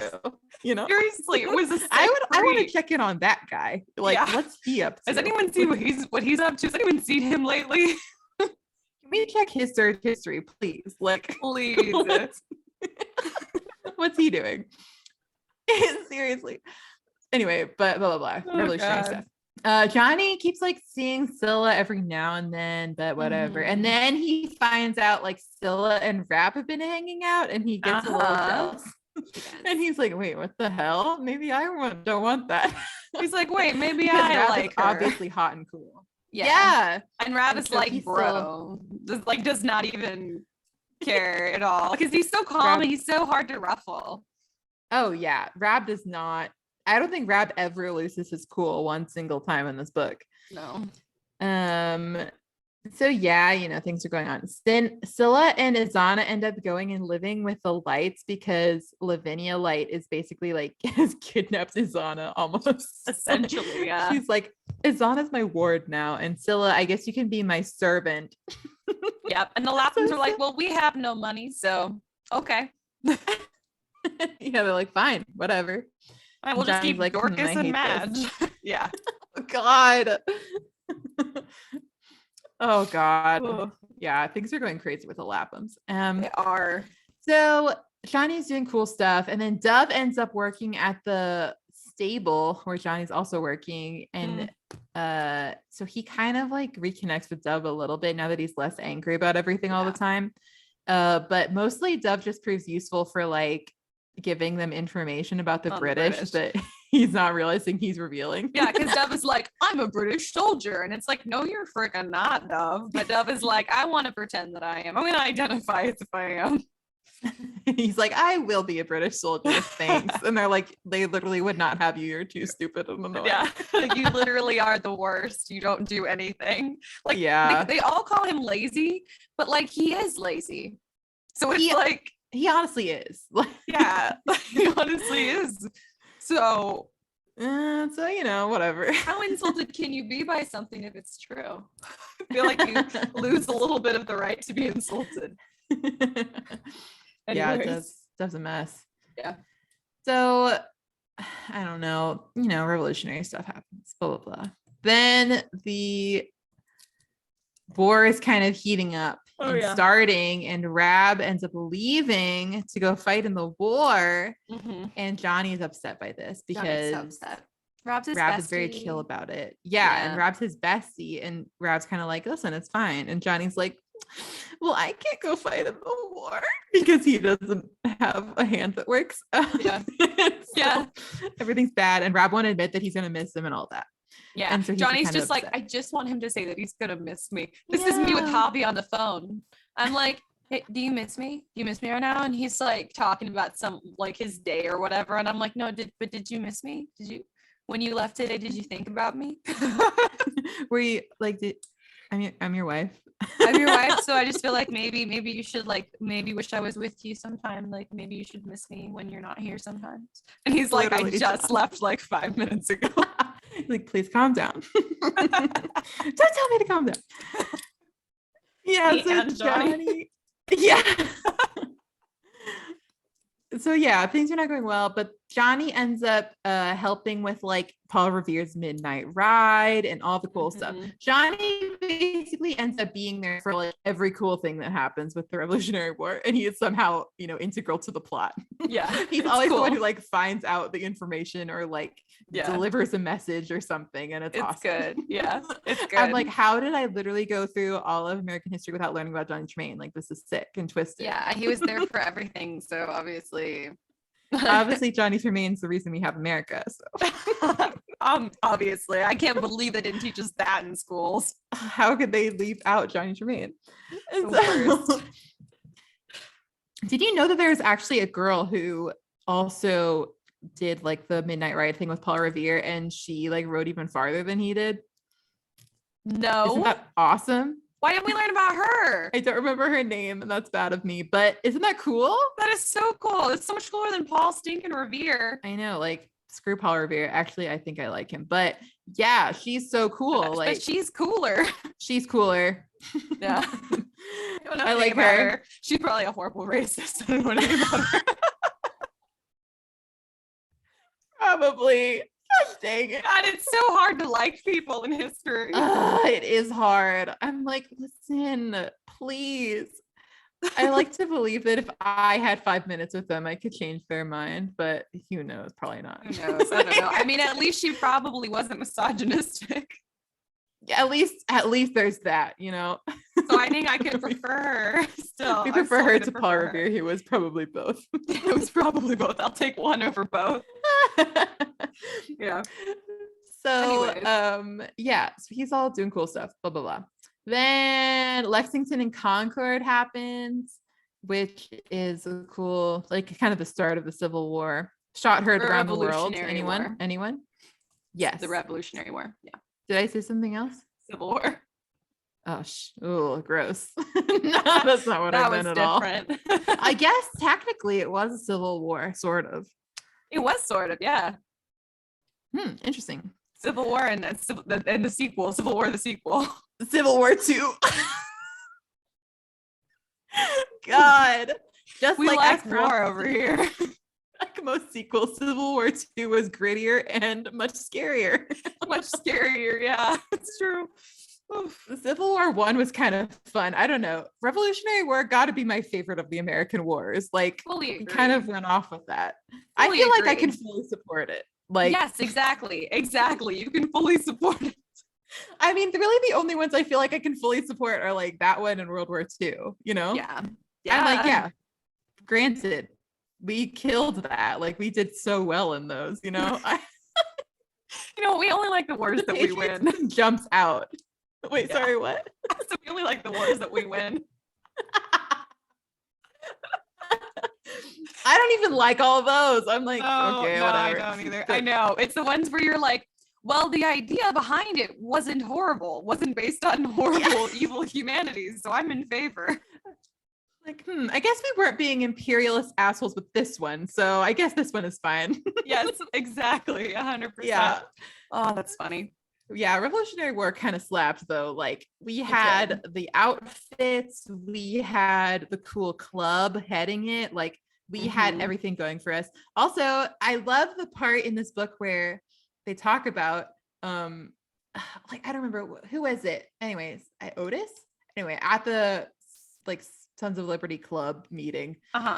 Sam Adams is being very, you know, revolutionary as he always is. And he's like, we're doing this for like, we're going to war. And the guy is like, why are we going to war? And he's like, for, you know, Boston. And he's like, I mean, you can't argue Boston has been pretty well treated for an occupied city. Like, why else are we going to war? And he's like, for Americans. And he's like, what else? And he's like, and basically he's hinting at like, this is the kind of war that could inspire other people around the world who are under colonial rule to rebel as well. I think it is. I think slaps. Yeah, that is so cool. It is cool because it is literally true. That's kind of what happened with the French Revolution too. It is true. The French Revolution happened right after this. They were, I mean, okay, I have qualms with the French Revolution, but same. But they were like, we see what the Americans did. It is our turn. The city Americans. I can't even do it. Sorry for our one French listener. Actually, I think I kind of nailed that. No, you killed it. I meant me. No, I mean, you did really well. Mine was more like ooh la la, what do we hear? Is it a man? You're so good at it. No, that was my bad one. That was supposed to be my bad one. That's my cheesy one. Better than my good one. So I just like the way the way I've never heard a French person say the word American without making it sound like a slur. They're like American. It's so true. The Americans. They always you can hear the disdain. Yeah, because the end is always like, ugh, like you don't want to touch it. They're like, I don't even want to say it. They're like, ew, disgusting. Oh, God. We will do as the Americans do, but we will do it better. Yeah, sort of, but not really, huh? No, they were like, we'll just do it bloodier. Yeah, we're just gonna do this real scary, like.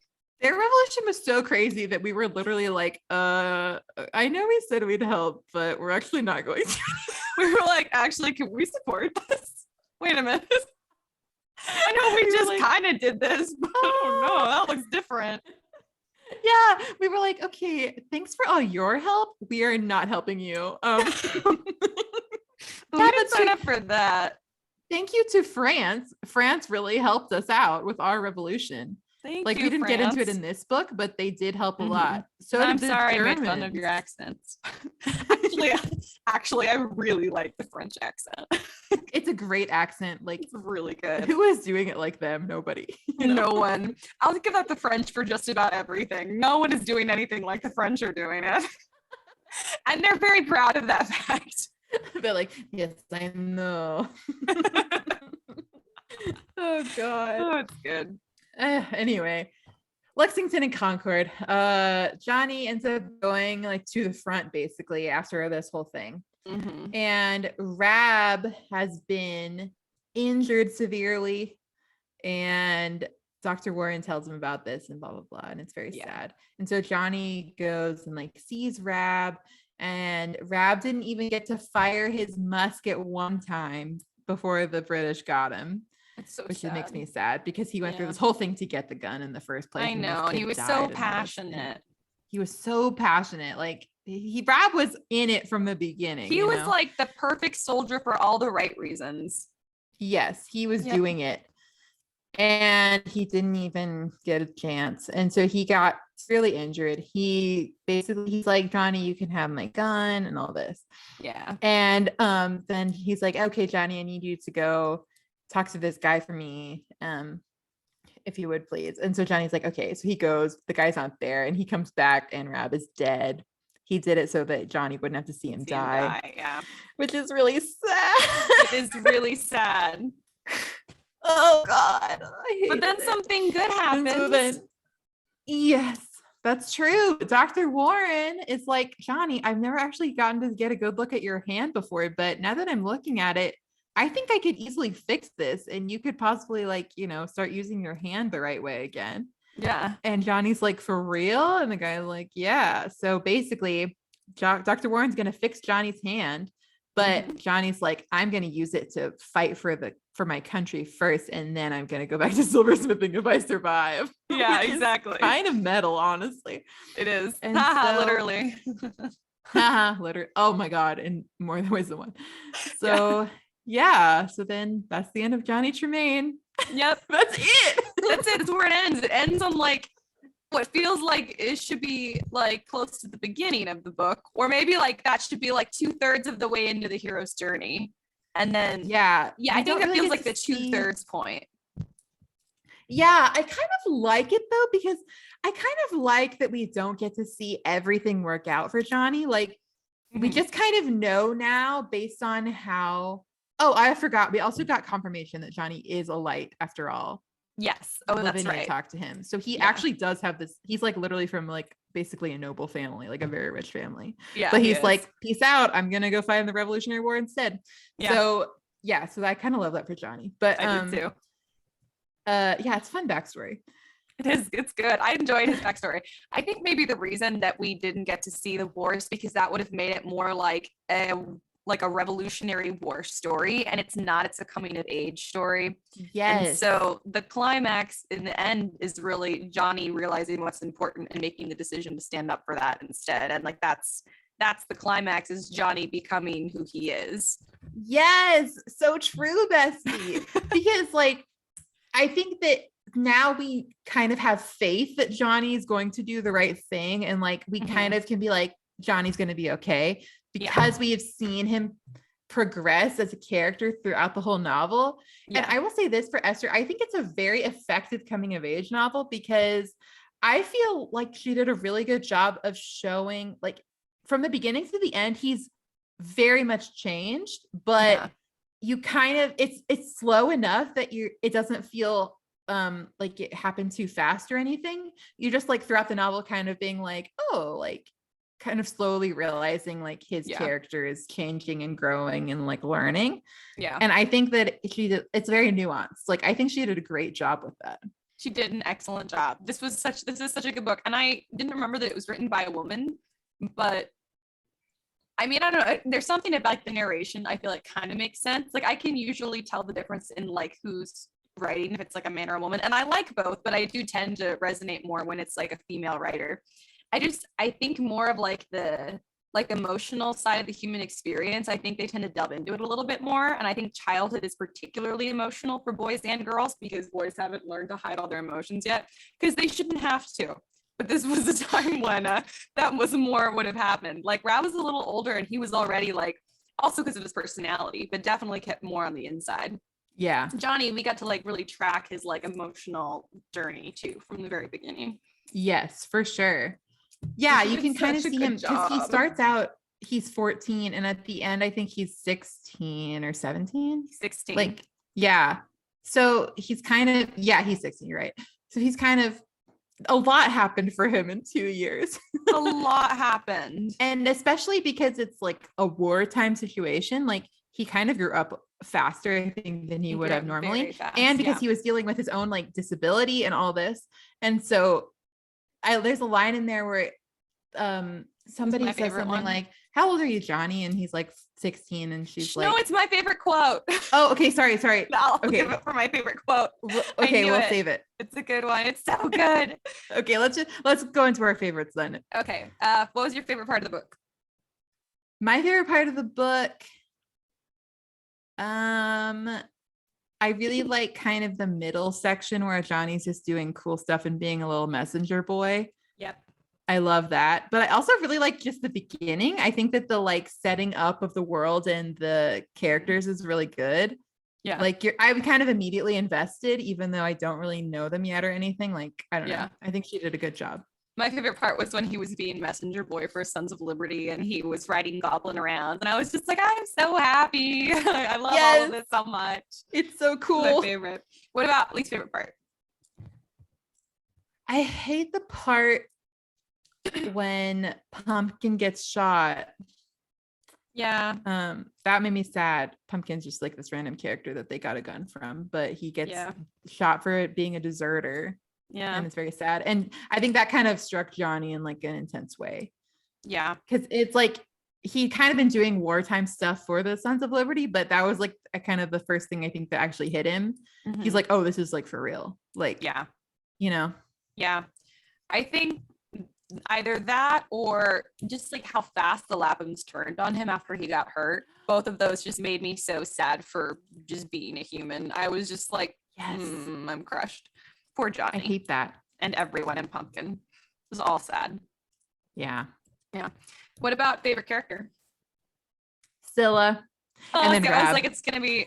Oh, really? I thought you were gonna say Johnny Tremain or Scylla because you're all in love with Johnny Tremain. But I guess I am in love with him doesn't necessarily mean favorite character. Yeah, I am in love with him, but there's so many good characters, you know. I don't know, because the whole book is his character, so it's like hard to separate it, I guess. But yeah. Besides Johnny, I would say Scylla. I was going to say Scylla, and then I was going to say Rab, and then I realized I think I'm dancing around. The truth is I love Johnny. Like, not like it's like a crush even necessarily, but like, I don't mind that he's hot-tempered. I enjoy it. I think it's fun. Like, I don't mind that he's kind of arrogant every now and then, because then it turns into like just confidence after he gets knocked down a little bit and he has to actually earn his kind of like respect back up. Mm-hmm. Like, it becomes this like unshakable confidence in himself. And I just admire that so much. So I just really enjoy Johnny's personality, and I admire his progression so much. And I think that he develops into this person that like I probably would totally fall in love with. Like, he's just so cool. He's got it all together, not all together, but like he's got his identity together, and that's cool. Yes. Yeah, because and I think that part of like his whole thing with like the lights and all of that, he's sort of struggling with it at first, but I think that the fact that he ends up being like he even knows the truth, but he's still like, okay, I guess it doesn't really change anything. And he just goes back and starts doing his Revolutionary War stuff again. I'm like, I think that's very important to his character. Like, he doesn't need them. He knows who he is, you know? Yeah, exactly. What about least favorite character? What's I don't like any of daughter? the lights. I don't. Oh yeah, the lights, they suck actually. Yeah, the Mr. Light, the dad, I hate him the most. He's the worst. He made me so mad. He knew that there were 5 cups and he pretended like Johnny definitely stole it, even though he knew. Yeah, he's like, he's awful. He almost got him killed. Like, I know. Oh, it's bad. He's bad. It's bad. Let's see. What did we learn from this book? Oh man. I think we learned that, even when bad things happen, you can bounce back. I think it's really a redemption story for him as well, because he could have so easily just been like, well, I'm done. And kind of given up, but he didn't. And I think that it's like things got better for him, Yeah. So it's like, you can't give up. And also, I think another thing is you should stand up for what you believe in. That's kind of, I think, the main thesis of the book anyway. Yeah, I agree. I think also kind of like on what you said, like you never know what doors are going to open for you when it feels like every door has been closed in your face, especially that one door that you thought you for sure were going to walk through. Like you never know, because Johnny's like happiest part of his life was when he'd been literally kicked to the curb like in 3 different ways. And then he started working as a messenger for the Sons of Liberty, which he was really enjoying, which then led to this like his basically figuring out who he was and what he believed in and what he believed in enough to fight for, and like kind of solidifying his identity. And none of that would have happened without this horrible chain of events. And it doesn't make the horrible stuff any less horrible, but you never know. Like it's really easy to see something that feels like an opportunity like be taken away from you and go, well, there's no point to anything if I can't have that. That was all that I believed in. That's all I identified by. Like you never know. You never know when there's going to be something even better, because that's, you just being a human, you can't predict it. But oftentimes that is exactly what happens. And this is such a good reminder of that in such like a very realistic way. Yeah. Absolutely. And now he might even get to be a silversmith again. Like, things kind of are still, he might still get what he kind of wanted before, but he's grown enough to where that's on his whole identity, and he knows he can grow and learn no matter where he is. Yeah. So I agree. Let's see, what other lessons did we learn? If you like a girl and you wait a long time to tell her and she likes someone else, it's not fair to just hold it against that person that she likes because you didn't say anything. Maybe you should say something, Johnny. God, Johnny is so lucky that Scylla still had a thing for him. Like, he's so lucky. Oh my God. He is lucky. Lucky. As a kid, I loved that scene where they're like, Scylla and Johnny are like hanging out. And she's kind of flirting with him. And she's like, I mean, you have to think about what your last name will be when you get married. She's like, for instance, I could never marry Rab because his last name doesn't work with mine. And she's like, but see, Scylla Tremain, that's a great name. Yeah, exactly. I was like, okay, get it, girl. I know. She's like, I'm being really obvious. And Johnny's like, gee, I wonder if she likes me. And I'm like, bro. Kills me. He is so stupid. He was literally like, wait, do I like Scylla? He's like, wait, are these feelings like maybe like romance feelings towards Scylla? I'm like, they have been. It's that meme where it's like always has been. The moon or the earth. Yeah. Oh, that's funny. Yeah, that's true. I think those are pretty much my lessons learned. Lots of just Johnny. You want to do quotes? Yeah, let's do favorite quotes. Okay. Here, I'll do my favorite one first because we almost already said it. This is towards the end of the book when Johnny's like decided he's going to go off and join the war front or whatever. So it's a conversation he's having with someone else. How old are you, Johnny? She asked. 16. And what's that? A boy or a man? He laughed. A boy in time of peace and a man in time of war. I was very like, good. It's so true. This is always the way it is, because like, this is how it is regardless of what you're facing in life. You're a kid until life doesn't let you be a kid anymore. Like, even if it's too early and you should still get to be a kid, there is just sometimes when life gets bad and you don't get to be one anymore. Yeah. And I just was like, way to say it, Johnny. He said it and he owned it. He was like, this is what I'm doing now. It also made me feel a little bit like hopeful, because it made me think like, well, times of peace will come again. Maybe that means he can still enjoy a little bit of being a kid, like before he's all grown up. Maybe he can still, like, in times of peace, kind of reconnect with his inner child and kind of like live with childlike peace and joy and freedom, you know. And then maybe just in times of war, maybe that's when he has to be full on grown up. But maybe other than that, maybe we can all try and, when things are peaceful, be like more like a kid. Oh, that's a really nice sentiment. I like it. Yeah, it made me I hope Johnny hopeful. gets to be a kid again. I know, me too. Just I even feel if like just a Johnny little was never bit. a kid. No, Johnny was very, I think that's probably also why I like him so much, is I like kind of relate to his like kind of arrogant, because he is kind of a little ahead of the other kids, like in like adult competence like ways. Yes. In like emotional maturity ways, not so much. He's very hot-tempered and arrogant, like doesn't get along great with people, but like in some ways. So I kind of get that a little bit, but I think he should get to be a kid. I think so too. Yeah. I think my headcanon is after Johnny survives the whole war, of course. Of course. He and Scylla end up getting married in a couple of years. Yeah, they do. They hang out. Everything is great. Somehow later on down the road, they get Isana out of the clutches of Lavinia Light. Lizana's like, I don't know what I was thinking. I was a baby, all this, you know, because she's very young. Yeah. Then they can all hang out. And then they have kids and they live on a farm in New England. I like but it. Very maybe not a farm, core. because Johnny still wants to do silversmithing. Yeah. Okay, they can live in Boston. And Johnny can do his silversmithing, and he has his own shop. Perfect. And everything is great. Sounds good. And everybody goes to him, and all of the rich people are like, oh, he's the best. Yeah. And he's Jonathan Light Tremain. That's who I go to for all my silver working needs. It's like one of those like radio ads that you hear for like car dealerships. When I need blah blah blah, I go to blah blah blah, this dealership. Exactly. I go see Jonathan Light Tremain for all of my silver working needs. And Johnny keeps Rab's musket forever, and he puts it on a special place above the mantle so that he can always think about Rab when he looks at it. It's good. Anyway. Yeah, and Scylla thinks about him too. And Scylla thinks about him too. Oh God. Anyways, what's your favorite quote? Okay. My favorite quote is, I don't know, there are a lot of good quotes. I think that more than good, like quotable things though, like Esther, I think she just has a nice way with words. I think that like her descriptions are really nice. But this is like kind of at the beginning when Johnny's, you know, recently gotten injured and he can't do as many things anymore. And so he's kind of having to like hold his tongue.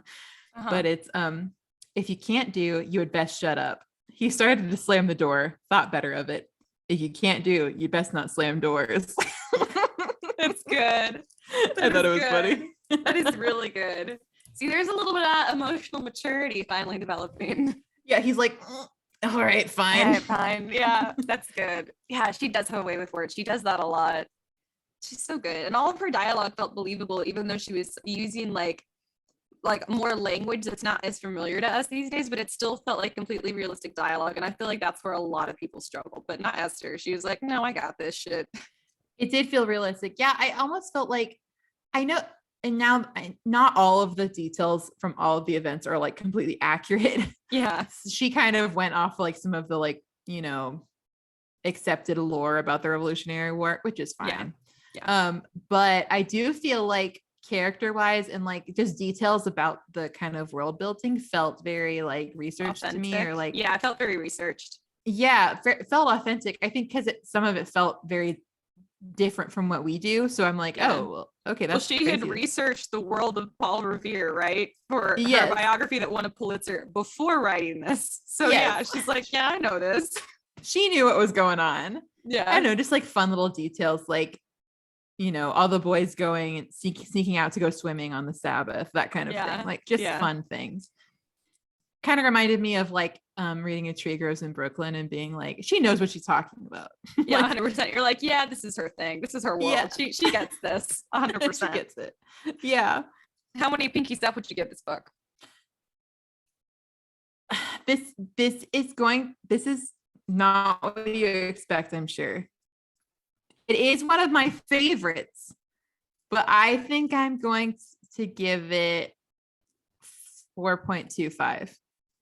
Interesting. I'm giving it a 4 because I didn't remember it very well, and because I like it, but it's not like my main genre. And coming of age is always a little harder for me, like to like really stay connected with.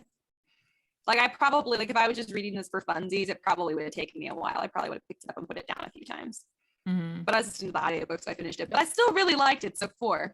Why 4.25 and not 5 for you? Wait, I want to bump it to 4.5. Okay, why? I don't know. I think that this is probably partly on me. I enjoyed reading it again. I really enjoyed it. And I think that I still love a lot of the characters. I love the story, but it wasn't like the shining, like infallible book that I remember from being a kid. You know, in my brain from when I was a kid, it was like, this is the best book ever written. But it's like, it's a very good book, but there are things that I'm like, could be better. I don't know. Yeah, I think that's also part of why I gave it a 4 and not a 5. Is like it is excellently written, but there are just books that are 5s are the books that I'm like, I can't wait to read it again. This one I'm like, oh, maybe I'll read it another like 15 years. Like not because I didn't like it. I don't really feel the urge to be like, oh, I gotta reread it again like soon. So yes. Yeah. Anyways, anything else we want to say about Johnny Tremain or Esther Forbes? No, I think I'm good. Sweet. Okay. Well, thank you guys for listening as always to all of our insanity. Hopefully you guys are going to have a good 4th of July next Monday, because this will come out a week early to get you all in the spirit for Independence Day. Woo-hoo! Can you feel it? Can you feel the wait? No, this is the wrong. Revolution. Tonight. Yeah, it's good. Are you throwing the tea in the ocean? Yeah, go have some tea in honor, or go throw some loose leaf tea in a body of water near you in your neighborhood pool in honor of. Yeah, to truly embody the American spirit. Yeah, do it. And you got to drink a beer while you do it if you are of age. Otherwise, you may pretend or have something else sparkling. Get yourself a Sam Adams beer and just go for it. Just go for it. Throw a little bit of tea in the pool. Do some sparklers. Blow something up in the name of America. Blow something up. That is exactly what an American would do. Come on. Anyways, but if you guys want to keep up with us during the week, you certainly can. All you have to do is follow us on social media. We are on Instagram and TikTok. We post on Instagram all the time. TikTok sometimes. But there's some funny videos there about like books and bookish things. So go check it out. We are that Pretentious Book Club, in case you've forgotten already. They're like, no, we didn't. You say it all the time. Did we introduce ourselves this episode? I think we did. We did. Yeah, we did. Anyways, if you guys want to support us, you can do that by going to our Patreon for Story Siren Studio. That's our production company. So if you search that on Patreon, you'll find our stuff. All of our video recordings of our episodes are on there for our Patreon listeners exclusively right now, in addition to exclusive merch and other exclusive content for you guys. You can also go to storysirenstudio.com. Does not have to be a part of Patreon. And you guys can check out our merch. We've got some really cool stuff. We've got like Story Siren Studio t-shirts with the mermaid reading the book. And we've got that Pretentious Book Club, all kinds of cool merch and some inside jokes from the pod too. So go check it out. That stuff is fun and it's supportive. And also it is honestly just so fun. If you guys want to leave us a review, that would be fabulous. You're like, I like you, but not enough to spend money. No worries. We're not offended. But if you guys want to leave us a review, that would be fantastic.